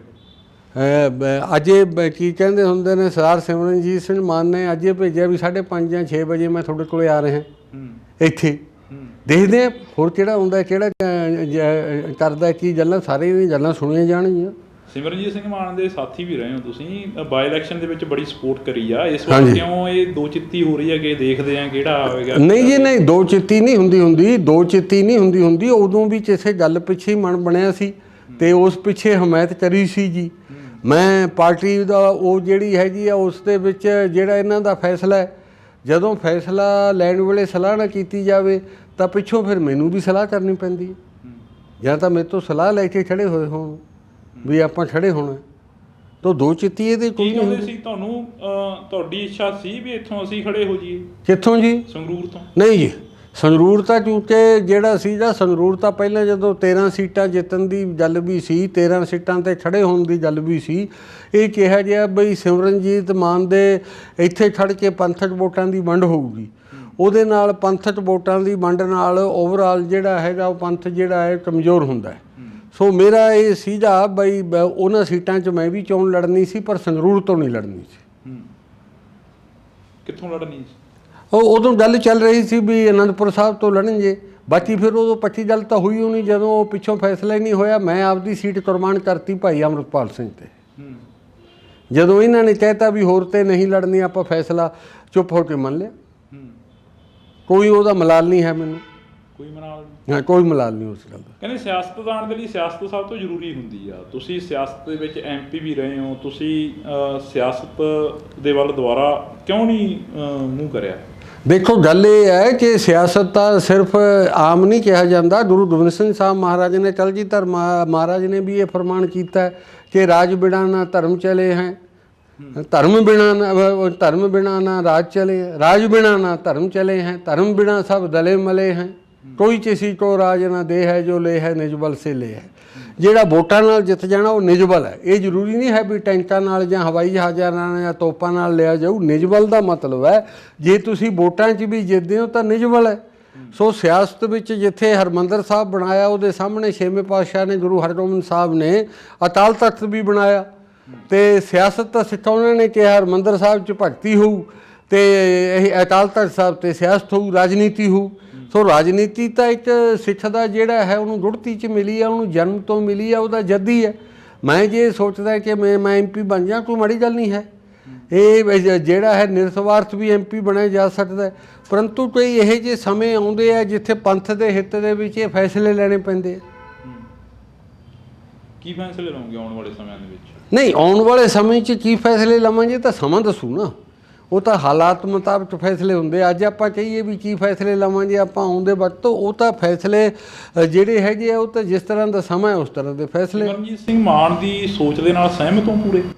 ਦੇਖੋ ਜੀ, ਮੇਰੀ ਇੱਕ ਗੱਲ ਸੁਣੋ। ਸਹਿਮਤੀ ਦੀ ਗੱਲ ਇਹ ਹੁੰਦੀ ਹੈ ਕਿ ਪਹਿਲਾਂ ਤੋਂ ਵੀ ਜਿਹੜੀ ਸੋਚ ਹੈ ਉਹ ਸੋਚ ਕਿਤੇ ਛਪੀ ਹੋਈ ਹੈ ਬਈ ਆਹ ਸੋਚ ਹੈ, ਉਹ ਸੋਚ ਤਾਂ ਦੱਸਣ। ਸਹਿਮਤੀ ਤਾਂ ਉਹਦੇ ਨਾਲ ਹੁੰਦੀ ਹੈ ਜਿੱਥੇ ਸੋਚ ਹੋਵੇ। ਕਿਹੜੀ ਸੋਚ ਹੈ, ਕਿਸ ਤਰ੍ਹਾਂ ਦੀ ਸੋਚ ਹੈ। ਅਤੇ ਫਿਲਹਾਲ ਜੇ ਆਪਾਂ ਇਹ ਕਿਹਾ ਜਾਵੇ ਮੈਂ ਹੋਰ ਕਿਸੇ ਨਾਲ ਸਹਿਮਤ ਨਹੀਂ, ਮੈਂ ਸਿਰਫ ਅਤੇ ਸਿਰਫ ਭਾਈ ਅੰਮ੍ਰਿਤਪਾਲ ਸਿੰਘ ਨਾਲ ਸਹਿਮਤ ਹਾਂ। ਅੰਮ੍ਰਿਤਪਾਲ ਸਿੰਘ ਨਾਲ ਪ੍ਰੋਪਰ ਤੌਰ 'ਤੇ ਸਹਿਮਤ ਹੋ ਵੀ ਜੋ ਗੱਲ ਅੰਮ੍ਰਿਤਪਾਲ ਸਿੰਘ ਕਰਦੇ ਰਹੇ ਨੇ ਉਹ ਗੱਲਾਂ ਦੇ ਉੱਪਰ ਤੁਸੀਂ ਵੀ ਸਹਿਮਤ ਹੋ? ਦੇਖੋ, ਜੋ ਕੁਛ ਭਾਈ ਅੰਮ੍ਰਿਤਪਾਲ ਸਿੰਘ ਕਹਿੰਦੇ ਆ ਮੈਂ ਹਰੇਕ ਗੱਲ 'ਤੇ ਸਹਿਮਤ। ਜਿੱਦਾਂ ਉਹਨਾਂ ਨੇ ਇੱਕ ਪ੍ਰਚਾਰ ਵਹੀਰ ਚੱਲੀ, ਖਾਲਸਾ ਵਹੀਰ ਦੇ ਵਿੱਚ ਪ੍ਰਚਾਰ ਕੀਤਾ ਖਾਲਿਸਤਾਨ ਦਾ, ਇੱਦਾਂ ਦੀਆਂ ਗੱਲਾਂ ਹੁੰਦੀਆਂ ਰਹੀਆਂ ਜਿਸ ਨੂੰ ਲੈ ਕੇ NSA ਲੱਗ ਗਿਆ ਕਿ ਇਹ ਦੇਸ਼ ਨੂੰ ਤੋੜਨ ਦੀ ਗੱਲ ਕਰ ਰਿਹਾ ਹੈਗਾ। ਦੇਖੋ, ਮੈਂ ਵਕੀਲ ਹੈ, ਐਡਵੋਕੇਟ ਹੈ। ਮੈਂ ਜੇ ਕੌਨਸਟੀਟਿਊਸ਼ਨ ਨੂੰ ਨਹੀਂ ਮੰਨੂਗਾ, ਸੰਵਿਧਾਨ ਨੂੰ ਨਹੀਂ ਮੰਨੂਗਾ, ਮੈਂ ਵਕਾਲਤ ਨਹੀਂ ਕਰ ਸਕਦਾ। ਸੋ ਇਸ ਗੱਲ 'ਤੇ ਕਿ ਕੀ ਹੈ, ਮੈਂ ਸੰਵਿਧਾਨ ਨੂੰ ਵੀ ਮੰਨਦਾ, ਦੇਸ਼ ਨੂੰ ਕੋਈ ਹੋਰ ਗੱਲ ਨਹੀਂ ਕਰਦਾ। ਮੇਰੇ ਨਾਲ ਇਹ ਸੰਬੰਧਿਤ ਨਹੀਂ ਹੈ ਜਿਹੜਾ ਤੁਸੀਂ ਪ੍ਰਸ਼ਨ ਪੁੱਛਿਆ। ਮੈਂ ਇਸ 'ਤੇ ਟਿੱਪਣੀ ਨਹੀਂ ਕਰਨੀ ਚਾਹੁੰਦਾ। ਨਹੀਂ, ਤੁਸੀਂ ਹੁਣੇ ਕਿਹਾ ਨਾ ਵੀ ਅਸੀਂ ਨਹੀਂ, ਉਸ ਹਰੇਕ ਗੱਲ ਨਾਲ ਸਹਿਮਤ ਦਾ ਮਤਲਬ ਹੈ ਕਿ ਜਿਹੜੀ ਉਹਨਾਂ ਨੇ ਖਾਲਸਾ ਪੰਥ ਲਈ ਕਿਹਾ ਉਹਦਾ ਸਹਿਮਤੀ ਕਿਸੇ ਨਾਲ ਨਹੀਂ। ਮੈਂ ਤੁਹਾਨੂੰ ਇਹ ਵੀ ਕਹਿ ਸਕਦਾ, ਪਰ ਆ ਜੇ ਤੁਸੀਂ ਮਤਲਬ ਸਪੈਸੀਫਿਕ ਪ੍ਰਸ਼ਨ ਪੁੱਛੋ, ਇਹਦਾ ਮੈਂ ਉੱਤਰ ਦੇਣ ਨੂੰ ਤਿਆਰ ਨਹੀਂ, ਟਿੱਪਣੀ ਕਰਨ ਨੂੰ ਤਿਆਰ ਨਹੀਂ। ਇਹਦੇ ਬਹੁਤ ਕਾਰਨ ਹੋ ਸਕਦੇ ਆ। ਬਾਕੀ ਗੱਲਾਂ ਜਿਹੜੀ ਸਾਰੀਆਂ ਗੱਲਾਂ ਨਾਲ ਹੀ ਸਹਿਮਤ ਹੈ। ਮੈਂ ਅਸਹਿਮਤੀ ਕਿਸੇ ਗੱਲ ਨਾਲ ਨਹੀਂ। ਸਿੱਖ ਰਾਜ ਦੀ ਮੰਗ ਕਰਦੇ ਹਾਂਜੀ? ਨਹੀਂ, ਸਿੱਖ ਰਾਜ ਦੀ ਮੰਗ ਉਹ ਕਿਹੜਾ ਸਿੱਖ ਹੈ ਜਿਹੜਾ ਨਹੀਂ ਕਰਦਾ? ਸਿੱਖ ਰਾਜ ਦੀ ਮੰਗ ਤਾਂ ਹਰੇਕ ਸਿੱਖ ਹੀ ਕਰਦਾ। ਸਿੱਖ ਰਾਜ ਤਾਂ ਮਹਾਰਾਜਾ ਰਣਜੀਤ ਸਿੰਘ ਵੇਲੇ ਆਇਆ। ਸਿੱਖ ਰਾਜ ਤਾਂ ਅਸੀਂ ਲਿਆਉਣਾ, ਵੋਟਾਂ ਨਾਲ ਹੀ ਲਿਆਉਣਾ। ਉਹ ਲੈ ਆਉਣ ਸਿੱਖ ਰਾਜ। ਉਹ ਤਾਂ ਵੋਟਾਂ ਨਾਲ ਆਜੂ। ਹਾਂਜੀ, ਵੋਟਾਂ ਨਾਲ ਲੱਗਦਾ ਵੀ ਆਜੂਗਾ, ਕਿਉਂਕਿ ਉਹ ਇਲੈਕਸ਼ਨਾਂ ਦੇ ਵਿੱਚ ਕਹਿੰਦੇ ਪੰਜਾਬ ਨੂੰ ਤਾਂ ਕੁਝ ਮੰਨਿਆ ਹੀ ਨਹੀਂ ਜਾਂਦਾ। 13 ਸੀਟਾਂ ਨੇ ਕਹਿੰਦੇ ਪੰਜਾਬ ਦੀਆਂ। ਦੇਖੋ, ਬਾਬਾ ਜੋਗਿੰਦਰ ਸਿੰਘ ਵੇਲੇ ਆਈ ਗਿਆ ਸੀ। ਜਦੋਂ ਮੈਨੂੰ ਉੱਥੋਂ ਦੇ ਪ੍ਰਧਾਨ ਮੰਤਰੀ ਵਿਸ਼ਵਨਾਥ ਪ੍ਰਤਾਪ ਸਿੰਘ ਨੇ ਕਿਹਾ ਸੀ ਵੀ ਬਾਬਾ ਜੋਗਿੰਦਰ ਸਿੰਘ ਨੂੰ ਇੱਥੇ ਲਿਆਓ, ਜਿਹੜੇ ਸੰਤ ਜਰਨੈਲ ਸਿੰਘ ਭਿੰਡਰਾਂਵਾਲੇ ਦੇ ਪਿਤਾ ਸੀ। ਮੈਂ ਉਦੋਂ MP ਸੀ ਕਿ ਗੁਰਦੁਆਰਾ ਰਕਾਬਗੰਜ ਸਾਹਿਬ ਦੇ ਦਰਬਾਰ ਸਾਹਿਬ 'ਚ ਬੈਠ ਜਾਣ, ਮੈਂ ਸਾਰਾ ਮੰਤਰੀ ਮੰਡਲ ਲਿਆਉਂਗਾ ਅਤੇ ਉਹਨਾਂ ਦੇ ਪੈਰੀਂ ਹੱਥ ਲਾਊਂਗਾ। ਹੋਰ ਖਾਲਸਾ ਰਾਜ ਕਿਵੇਂ ਹੁੰਦਾ? ਸਿੱਖ ਰਾਜ ਇਹ ਸੀ। ਉਹ ਮੰਨਿਆ ਕਿਉਂ ਨਹੀਂ ਜਾਂਦਾ? ਮੰਨਿਆ ਜਾਂਦਾ ਤਾਂ ਇਹ ਹੈ ਬਈ ਇੱਥੇ ਦੇ ਲੋਕਾਂ ਨੇ, ਕਾਂਗਰਸ ਨੇ ਉੱਥੇ ਕੀ ਕਹਿੰਦੇ ਸਿੱਖਾਂ ਦਾ ਕਤਲੇਆਮ ਕੀਤਾ ਅਤੇ ਕਾਂਗਰਸ ਹੋਰ ਥਾਵਾਂ ਤੋਂ ਹਾਰ ਗਈ। ਇੱਥੋਂ ਦੇ ਲੋਕਾਂ ਨੇ ਕਾਂਗਰਸ ਨੂੰ ਚੁਣਤਾ। ਕਸੂਰ ਤਾਂ ਸਾਡੇ 'ਚ ਹੈ। ਅਸੀਂ ਇੰਨੇ ਤਕੜੇ ਨਹੀਂ ਹੋਏ, ਸਾਡੀਆਂ ਆਤਮਾਂ ਤਕੜੀਆਂ ਨਹੀਂ ਹੋਈਆਂ, ਅਸੀਂ ਫਿਰ ਕਾਂਗਰਸ ਨੂੰ ਵੋਟ ਪਾ ਦਿਆ। ਉਹ ਕਾਂਗਰਸ ਨੂੰ ਵੋਟ ਪਾ ਕੇ ਲਿਆਂਦਾ। ਅੱਜ ਇਹ ਕਿਉਂ ਕਹਿੰਦੇ ਹੋ ਵੀ ਸਿੱਖ ਗੁਲਾਮ ਆ? ਹਾਂਜੀ, ਤੁਸੀਂ ਮੰਨਦੇ ਹੋ ਵੀ ਸਿੱਖ ਗੁਲਾਮ ਆ ਕਿਤੇ? ਦੇਖੋ, ਇਹ ਗੱਲਾਂ 'ਤੇ ਮੇਰੀ ਕੋਈ ਟਿੱਪਣੀ ਨਹੀਂ। ਹੋਰ ਗੱਲਾਂ 'ਤੇ ਮੈਨੂੰ ਜਿਹੜਾ ਪੁੱਛੋ ਇਹ ਗੁਲਾਮ ਹੈ ਜਾਂ ਹੋਰ ਹੈ, ਇਹ ਗੱਲਾਂ 'ਤੇ ਮੈਂ ਸਹਿਮਤੀ। ਕਾਫੀ ਪ੍ਰਚਾਰਕ ਕਹਿੰਦੇ ਨਜ਼ਰ ਆਉਂਦੇ ਨੇ, ਇਸੇ ਕਰਕੇ ਤੁਸੀਂ ਐਡਵੋਕੇਟ ਹੋ, ਤੁਹਾਡੇ ਨਾਲ ਨਹੀਂ ਜੀ, ਨਹੀਂ। ਮੈਂ ਦੇਖੋ ਇਸ ਗੱਲ 'ਤੇ ਜਾਣ-ਬੁੱਝ ਕੇ ਕਿ ਮੈਂ ਜਵਾਬ ਦੇ ਸਕਦਾ, ਪਰ ਮੈਂ ਜਾਣ-ਬੁੱਝ ਕੇ ਟਿੱਪਣੀ ਨਹੀਂ ਕਰਦਾ, ਕਿਸੇ ਹਾਲਤ 'ਚ ਨਹੀਂ ਕਰਦਾ। ਕਿਉਂ ਨਹੀਂ ਕਰਦੇ? ਇਹ ਮੇਰੀ ਮਰਜ਼ੀ। ਜਿਹੜੀ ਗੱਲ 'ਤੇ ਮੈਂ ਟਿੱਪਣੀ ਨਹੀਂ ਕਰਨੀ, ਇਸ 'ਤੇ ਕਰਨੀ ਨਹੀਂ ਹੈ। ਜਿਵੇਂ ਤੁਸੀਂ ਕਾਂਗਰਸ ਦੀ ਗੱਲ ਕੀਤੀ ਹੈ ਕਿ ਕਾਂਗਰਸ ਹੋਰ ਜਗ੍ਹਾ ਤੋਂ ਹਾਰ ਗਈ, ਦਿੱਲੀ ਦੇ ਦੰਗਿਆਂ ਤੋਂ ਬਾਅਦ, ਦਿੱਲੀ ਦੇ ਕਤਲੇਆਮ ਤੋਂ ਬਾਅਦ। ਹਾਂ, ਪੰਜਾਬ 'ਚ ਜਿੱਤ ਜਿੱਤੀ। ਗਈ, ਪਰ ਪੰਜਾਬ ਦੇ ਵਿੱਚੋਂ ਜਿੱਤਣ ਦਾ ਕੀ ਕਾਰਨ ਮੰਨਦੇ ਹੋ? ਕਿਉਂ ਜਿੱਤੀ ਪੰਜਾਬ? ਨਹੀਂ ਜੀ, ਪੰਜਾਬ 'ਚ ਇਸ ਲਈ ਜਿੱਤੀ ਕਿ ਸਾਡਾ ਜਿਹੜਾ ਹੈ ਉਹ ਪ੍ਰਚਾਰ ਨਹੀਂ ਹੈ, ਸਾਡਾ ਉਹ ਖਾਲਸੇ ਦਾ ਜਿਹੜਾ ਹੈ ਅੰਮ੍ਰਿਤ ਛਕਾਉਣ ਦਾ ਪ੍ਰਚਾਰ ਪ੍ਰਸਾਰ ਨਹੀਂ ਹੋਇਆ। ਉਹਨਾਂ ਨੂੰ ਉਹ ਗੱਲ ਧੜੇਬੰਦੀਆਂ 'ਚ ਵੋਟਾਂ ਪੈਂਦੀਆਂ ਰਹੀਆਂ ਅਤੇ ਕਈ ਐਸੇ ਫੈਕਟਰ ਹੋ ਗਏ ਕਿ ਜਿਹੜਾ ਸ਼੍ਰੋਮਣੀ ਅਕਾਲੀ ਦਲ ਸਿੱਖਾਂ ਦੀ ਪ੍ਰਤੀਨਿਧ ਜਮਾਤ ਸੀ ਉਹ ਬਦਨਾਮ ਹੋ ਗਿਆ। ਉਹ ਇੰਨਾ ਬਦਨਾਮ ਹੋ ਗਿਆ ਕਿ ਉਹਨੇ ਸਮੇਧ ਸੈਣੀ ਵਰਗੇ ਅਤੇ ਜਹਾਰ ਆਲਮ ਵਰਗਿਆਂ ਨੂੰ DJP ਭਰਤੀ ਕਰ ਲਿਆ। ਜਿਹੜੇ ਸਿੱਖਾਂ ਦੇ ਕਾਤਲ ਸੀ ਉਹਨਾਂ ਨੂੰ ਇਨਾਮ ਦਿੱਤੇ ਅਤੇ ਜਿਹੜੇ ਸਿੱਖ ਵਿਰੋਧੀ ਸੀ ਉਹਨਾਂ ਨੂੰ ਉੱਤੇ ਬਿਠਾ ਲਿਆ। ਇੱਕ ਸਮਾਂ ਐਸਾ ਆਇਆ ਜਦੋਂ ਪ੍ਰਕਾਸ਼ ਸਿੰਘ ਬਾਦਲ ਦੀ ਹਕੂਮਤ ਸੀ ਕਿ ਪੰਜਾਬ ਦਾ ਚੀਫ ਸੈਕਟਰੀ, ਪੰਜਾਬ ਦਾ ਐਡਵੋਕੇਟ ਜਨਰਲ ਅਤੇ ਪੰਜਾਬ ਦਾ DJP ਤਿੰਨੇ ਚੇਨ ਸਮੋਟਰ ਸੀ ਜਿਹੜੇ ਹਰ ਵਕਤ ਸਿਗਰਟ ਪੀਂਦੇ ਰਹਿੰਦੇ ਸੀ। ਉਹ ਨਾ ਕਾਂਗਰਸ ਦੇ ਰਾਜ ਵਿੱਚ ਸੀ, ਨਾ ਕਿਸੇ ਹੋਰ ਰਾਜ ਵਿੱਚ ਸੀਗਾ, ਉਹ ਇਕੱਲੇ ਅਕਾਲੀ ਦਲ ਦੇ ਰਾਜ ਵਿੱਚ ਸੀ। ਜਿੱਥੇ ਅਕਾਲੀ ਦਲ ਦੇ ਨਾਲ ਸਿੱਖ ਪੰਥ ਨੂੰ ਇੰਨਾ ਕਮਜ਼ੋਰ ਕਰ ਦਿੱਤਾ ਗਿਆ, ਉਹਨਾਂ ਦੀ ਰੂਹ ਅਤੇ ਰਵਾ ਜਿਹੜੀ ਹੈ ਉਹ ਕੱਢ ਲਿੱਤੀ ਗਈ ਅਤੇ ਉੱਥੇ ਤਾਂ ਫਿਰ ਕਾਂਗਰਸ ਨੇ ਜਿੱਤਣਾ ਸੀ। ਹਾਲਾਤ ਐਸੇ ਪੈਦਾ ਕਰ ਦਿੱਤੇ ਜੇ, ਇਹੋ ਜਿਹੇ ਬੰਦਿਆਂ ਨੂੰ ਮੂਹਰੇ ਲਿਆਂਦਾ ਗਿਆ। ਜਿਹੜਾ ਸਿੱਖ ਮਾਈਂਡਡ ਸੀ ਉਹਨੂੰ ਪਿੱਛੇ ਸਿੱਟ ਦਿੱਤਾ ਗਿਆ, ਨਾ ਉਹਨੂੰ ਸਰਕਾਰੀ ਥਾਂ 'ਤੇ ਨਾ ਕਿਸੇ ਹੋਰ ਥਾਂ 'ਤੇ ਉਹਨੂੰ ਅੱਗੇ ਲਿਆਂਦਾ ਹੀ ਨਹੀਂ ਗਿਆ। ਇਹ ਤਾਂ ਅਕਸਰ ਹੀ ਹੁੰਦਾ ਗਾ, ਇਹ ਤਾਂ ਆਪਦੀ ਪੈਰ ਖਿੱਚਦੇ ਨੇ, ਆਪਦੀ ਲੱਤਾਂ ਖਿੱਚਦੇ ਨੇ, ਇਹ ਤਾਂ ਅਕਸਰ ਹੀ ਹੁੰਦਾ ਆਇਆ ਗਾ। ਨਹੀਂ ਜੀ, ਨਹੀਂ, ਆਪਦੇ ਖਿੱਚਦੇ ਆ, ਪਰੰਤੂ ਗੱਲ ਇਹ ਵੀ ਜਿੱਥੇ ਲੋਕਾਂ ਦਾ ਸਮਰਥਨ ਮਿਲ ਜੇ ਉਹਨਾਂ ਨੇ ਇਹ ਜਿਹੜਾ ਅਸੀਂ ਅਕਾਲੀ ਦਲ ਇਹਨੂੰ ਪੰਥ ਦੀ ਮੰਨ ਕੇ ਇਹਨੂੰ ਚੁਣਤਾ, ਉਹਨਾਂ ਨੇ ਇਹ ਹਾਲਤ ਕਰੀ। ਜਦੋਂ ਉਹਨਾਂ ਨੇ ਇਹ ਹਾਲਤ ਕਰੀ, ਅਗਲੇ ਵਾਰੀ ਫੇਰ ਚੁਣਤਾ। ਦੂਜੇ ਪਾਸੇ ਕੋਈ ਜਥੇਬੰਦੀ ਨਹੀਂ ਬਣ ਸਕੀ, ਕੋਈ ਸੰਸਥਾ ਨਹੀਂ ਬਣ ਸਕੀ ਜਿਹੜੀ ਇਹਨਾਂ ਦੇ ਰਾਜ ਨੂੰ ਖਤਮ ਕਰ ਸਕੇ। ਅਕਾਲੀ ਦਲ ਹੁਣ ਕਹਿ ਰਿਹਾ ਅਸੀਂ ਪੰਜਾਬ ਬਚਾ ਰਹੇ ਹਾਂ, ਪੰਜਾਬ ਬਚਾਓ ਯਾਤਰਾਵਾਂ ਕੱਢ ਰਹੇ ਨੇ ਵੱਡੀਆਂ ਵੱਡੀਆਂ, ਹਰੇਕ ਸ਼ਹਿਰ ਵਿੱਚ ਗਲੀ ਮੁਹੱਲੇ ਹਰੇਕ ਥਾਂ 'ਤੇ ਜਾ ਰਹੇ ਨੇ। ਉਸ ਯਾਤਰਾ ਨੂੰ ਕਿਵੇਂ ਦੇਖਦੇ ਹੋ? ਨਹੀਂ ਜੀ, ਉਹ ਯਾਤਰਾ ਤਾਂ ਕੀ ਕਹਿੰਦੇ, ਸੁਖਬੀਰ ਬਚਾਊ ਯਾਤਰਾ। ਬਈ ਸੁਖਬੀਰ ਨੂੰ ਬਚਾਓ, ਪੰਥ ਬਚਾਊ ਯਾਤਰਾ ਕਹਿ ਦਈਏ। ਜਿਹੜੇ ਬੰਦਿਆਂ ਨੇ ਪੰਥ ਦੀ ਸਰਕਾਰ ਹੁੰਦੇ ਬਹਿਬਲ ਕਲਾਂ ਗੋਲੀ ਚਲਾਤੀ, ਉੱਥੇ ਸ਼ਾਂਤਮਈ ਬੈਠੇ ਸੀ, ਉਹ ਬੇਅਦਬੀ ਦਾ ਜਿਹੜਾ ਸੀਗਾ ਉਹਦਾ ਉਸ ਦੀ ਪੜਤਾਲ ਤਫਤੀਸ਼ ਤੇ ਸਜ਼ਾ ਮੰਗ ਰਹੇ ਸੀ ਜਿਹੜੇ ਲੋਕ। ਉਹਨਾਂ ਨੇ ਕੋਈ ਪੱਥਰ ਨਹੀਂ ਮਾਰਿਆ, ਕੋਈ ਇੱਟ ਨਹੀਂ ਮਾਰਿਆ, ਕੋਈ ਇੱਟ ਨਹੀਂ ਮਾਰੀ, ਕੋਈ ਹਿੰਸਾ ਨਹੀਂ ਕਰੀ, ਉਹਨਾਂ 'ਤੇ ਗੋਲੀ ਚਲਵਾਤੀ। ਅਤੇ ਕਿਸੇ ਸਰਸੇ ਵਾਲੇ ਅਤੇ ਹੋਰ ਜਿਹੜੇ ਇਹ ਬੈਠੇ ਸੀ ਜਿਨ੍ਹਾਂ ਨੇ ਬੱਸਾਂ ਵੀ ਸਾੜਤੀਆਂ ਸੀ, ਇਹਨਾਂ 'ਤੇ ਕੋਈ ਗੋਲੀ ਨਹੀਂ ਚਲਾਈ। ਉਹ ਸਰਕਾਰ ਨੂੰ ਜਿਹਨੇ ਪੰਜਾ ਸਾਹਿਬ ਦਾ ਇਤਿਹਾਸ ਇੱਥੇ ਦੁਹਰਾਤਾ, ਜਿਹਦੇ ਆਪਣੇ ਹੱਥੇ ਸਰਕਾਰ ਦੇ ਸਿੱਖਾਂ ਦੇ ਖੂਨ ਨਾਲ ਰੰਗੇ ਹੋਏ ਆ, ਉਸ ਨੂੰ ਅਸੀਂ ਕਿਸ ਤਰੀਕੇ ਨਾਲ ਕਹਾਂਗੇ ਕਿ ਉਹ ਜਿਹੜੀ ਪੰਜਾਬ ਬਚਾ ਰਹੇ ਨੇ? ਉਹ ਫਿਰ ਪੰਜਾਬ ਨੂੰ ਕੌਣ ਬਚਾਊਗਾ? ਪੰਜਾਬ ਦੀ ਖੇਤਰੀ ਪਾਰਟੀ ਨੂੰ ਤੁਸੀਂ ਇਹ ਕਹਿ ਰਹੇ ਹੋ ਕਿ ਪੰਜਾਬ ਨਹੀਂ, ਉਹ ਆਪਦਾ ਪਰਿਵਾਰ ਬਚਾ ਰਹੇ ਨੇ, ਫਿਰ ਪੰਜਾਬ ਨੂੰ ਬਚਾਊ ਕੌਣ? ਪੰਜਾਬ ਨੂੰ ਭਾਈ ਅੰਮ੍ਰਿਤਪਾਲ ਸਿੰਘ ਬਚਾਉਣਗੇ। ਇਸੇ ਲਈ ਉਹ ਕੀ ਕਹਿੰਦੇ ਖਡੂਰ ਸਾਹਿਬ ਦੀ ਸੀਟ ਲੜ ਰਹੇ ਨੇ। ਅੰਮ੍ਰਿਤਪਾਲ ਸਿੰਘ ਇੱਕ ਸਮੇਂ ਇਹ ਕਹਿੰਦੇ ਰਹੇ ਨੇ ਕਿ ਅਸੀਂ ਸੰਵਿਧਾਨ ਨੂੰ ਮੰਨਦੇ ਹੀ ਨਹੀਂ। ਦੇਖੋ, ਉਹ ਗੱਲ ਫੇਰ ਉਹੀ ਪੁੱਛ ਲਈ ਤੁਸੀਂ। ਉਹ ਗੱਲ 'ਚ ਬਚਿਆ ਪੰਜਾਬ ਨੂੰ ਭਾਈ ਅੰਮ੍ਰਿਤਪਾਲ ਸਿੰਘ ਇਹ ਬਚਾਉਣਗੇ। ਸ਼ੋਰ ਆ ਵੀ ਉਹੀ ਬਚਾਉਣਗੇ? ਹਾਂ, ਸ਼ੋਰ ਹੈ ਜੀ, ਸ਼ੋਰ ਐਜ ਡੈਥ। ਕਿਤੇ ਇਹ ਤਾਂ ਨਹੀਂ ਹੋਊਗਾ ਕਿ 1999 ਦੇ ਵਿੱਚ ਜਦੋਂ ਸਰਦਾਰ ਸਿਮਰਨਜੀਤ ਸਿੰਘ ਮਾਨ ਨੂੰ ਜੇਲ੍ਹ ਦੇ ਵਿੱਚੋਂ ਕਢਾਇਆ ਸੀਗਾ ਲੋਕਾਂ ਨੇ ਵੱਡੀ ਲੀਡ ਦੇ ਨਾਲ, 5 ਲੱਖ ਦੇ ਨੇੜੇ ਤੇੜੇ ਜਿਹੜੀ ਵੋਟ ਪਈ ਸੀਗੀ ਸਿਮਰਨਜੀਤ ਸਿੰਘ ਮਾਨ ਨੂੰ, ਤਾਂ ਉਸ ਤੋਂ ਬਾਅਦ ਸਹੁੰ ਚੁੱਕਣ ਵੇਲੇ ਕਹਿੰਦੇ ਕਿਰਪਾਨ ਦਾ ਮੁੱਦਾ ਖੜਾ ਹੋ ਗਿਆ ਸੀਗਾ। ਦੇਖੋ, ਉਦੋਂ ਲੋਕਾਂ ਦੀ ਯਾਦਾਸ਼ਤ ਬਹੁਤ ਛੋਟੀ ਹੁੰਦੀ ਹੈ ਅਤੇ ਉਹ ਯਾਦਾਸ਼ਤ ਜਿਹੜੀ ਹੁੰਦੀ ਹੈ ਉਹ ਯਾਦਾਸ਼ਤ ਐਸੀ ਹੋ ਜਾਂਦੀ ਹੈ ਕਿ ਇਤਿਹਾਸ ਬਦਲ ਦਿੱਤਾ ਜਾਂਦਾ ਹੈ। ਅਸਲ 'ਚ ਸਰਦਾਰ ਸਿਮਰਨਜੀਤ ਸਿੰਘ ਮਾਨ ਨੇ ਕਿਸੇ ਨੂੰ ਜਿਤਾਇਆ ਨਹੀਂ, ਕਿਸੇ ਨੂੰ ਖੜਾ ਨਹੀਂ ਕੀਤਾ। ਇਹ ਯੂਨਾਈਟਿਡ ਅਕਾਲੀ ਦਲ, ਇਸ ਦੀ ਪ੍ਰਧਾਨਗੀ ਬਾਬਾ ਜੋਗਿੰਦਰ ਸਿੰਘ ਕੋਲੇ ਸੀ। ਬਾਬਾ ਜੋਗਿੰਦਰ ਸਿੰਘ ਸੰਤ ਜਰਨੈਲ ਸਿੰਘ ਭਿੰਡਰਾਂਵਾਲੇ ਦੇ ਪਿਤਾ ਸੀ। 20 ਮਈ 1985 ਨੂੰ ਗੁਰਦੁਆਰਾ ਸ਼ਹੀਦਾਂ ਅੰਮ੍ਰਿਤਸਰ ਵਿੱਚ ਸਾਡੀ ਮੀਟਿੰਗ ਹੋਈ, ਜਿਹਦੇ 'ਚ ਅਸੀਂ ਬਾਬਾ ਜੋਗਿੰਦਰ ਸਿੰਘ ਨੂੰ ਪ੍ਰਧਾਨ ਚੁਣਿਆ ਉੱਥੋਂ ਦਾ। ਇਹਨਾਂ ਨੇ ਇੱਕ ਮੀਟਿੰਗ ਵਿੱਚ ਇਹ ਕਹਿਤਾ ਵੀ ਲੋਕ ਕਹਿਣਗੇ ਵੀ ਭਿੰਡਰਾਂਵਾਲਾ ਪਰਿਵਾਰ ਸਭ ਕੁਛ ਲਈ ਜਾਂਦਾ ਅਕਾਲੀ ਦਲ ਦੀ ਪ੍ਰਧਾਨਗੀ, ਮੈਂ ਐਕਟਿੰਗ ਪ੍ਰਧਾਨ ਬਣ ਕੇ ਸਿਮਰਨਜੀਤ ਸਿੰਘ ਮਾਨ ਨੂੰ ਪ੍ਰਧਾਨ ਮੰਨਦਾ। ਮੈਂ ਇਸ ਦੀ ਵਿਰੋਧਤਾ ਕਰੀ। ਮੈਂ ਤੁਸੀਂ ਦੇਖਿਆ ਸਿਮਰਨਜੀਤ ਸਿੰਘ ਮਾਨ ਨੂੰ ਕਦੇ ਮਿਲੇ ਹੋ? ਕਹਿੰਦੇ ਮੈਂ ਨਹੀਂ ਮਿਲਿਆ। ਫਿਰ ਮੈਂ ਕਿਹਾ ਪ੍ਰਧਾਨ ਤੁਸੀਂ ਜੇ ਉਹਨੂੰ ਤੁਹਾਨੂੰ ਚੰਗਾ ਲੱਗੇ ਤੁਸੀਂ ਉਹਨਾਂ ਨੂੰ ਚੀਫ ਮਿਨਿਸਟਰ ਬਣਾ ਦਿਓ, ਪ੍ਰਧਾਨ ਤਾਂ ਤੁਸੀਂ ਹੋ ਰਹੋਗੇ।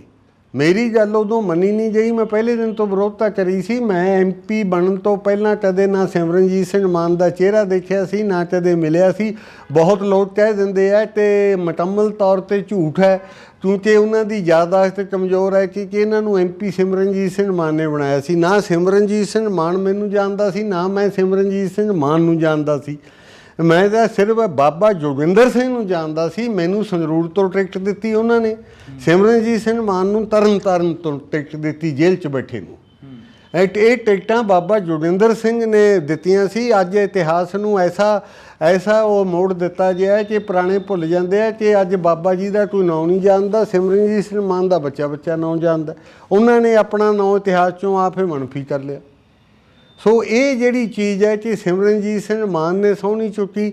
ਮੈਂ ਇਹਦੀ ਵਿਰੋਧਤਾ ਕਰੀ ਸੀ, ਡਟ ਕੇ ਵਿਰੋਧਤਾ ਕਰੀ ਸੀ। ਮੈਂ ਡਿਪਟੀ ਲੀਡਰ ਸੀ ਪੰਥਕ ਪਾਰਲੀਮੈਂਟਰੀ ਪਾਰਟੀ ਦਾ। ਫਿਰ ਮੇਰੀ ਅਗਵਾਈ ਦੇ ਵਿੱਚ ਮੈਨੂੰ ਜਿਹੜਾ ਸੀ ਐਕਟਿੰਗ ਲੀਡਰ ਬਣਾਤਾ ਪੰਥਕ ਪਾਰਲੀਮੈਂਟਰੀ ਪਾਰਟੀ ਦਾ। ਮੈਂ ਫੈਸਲਾ ਕੀਤਾ ਸੀ ਕਿ ਸਹੁੰ ਚੱਕਣੀ ਜ਼ਰੂਰੀ ਹੈ। ਮੇਰੀ ਪ੍ਰਧਾਨਗੀ ਵੀ ਸਹੁੰ ਚੱਕੀ ਸੀ 4 ਜਣੇ ਨੇ, 4 MP ਨੇ।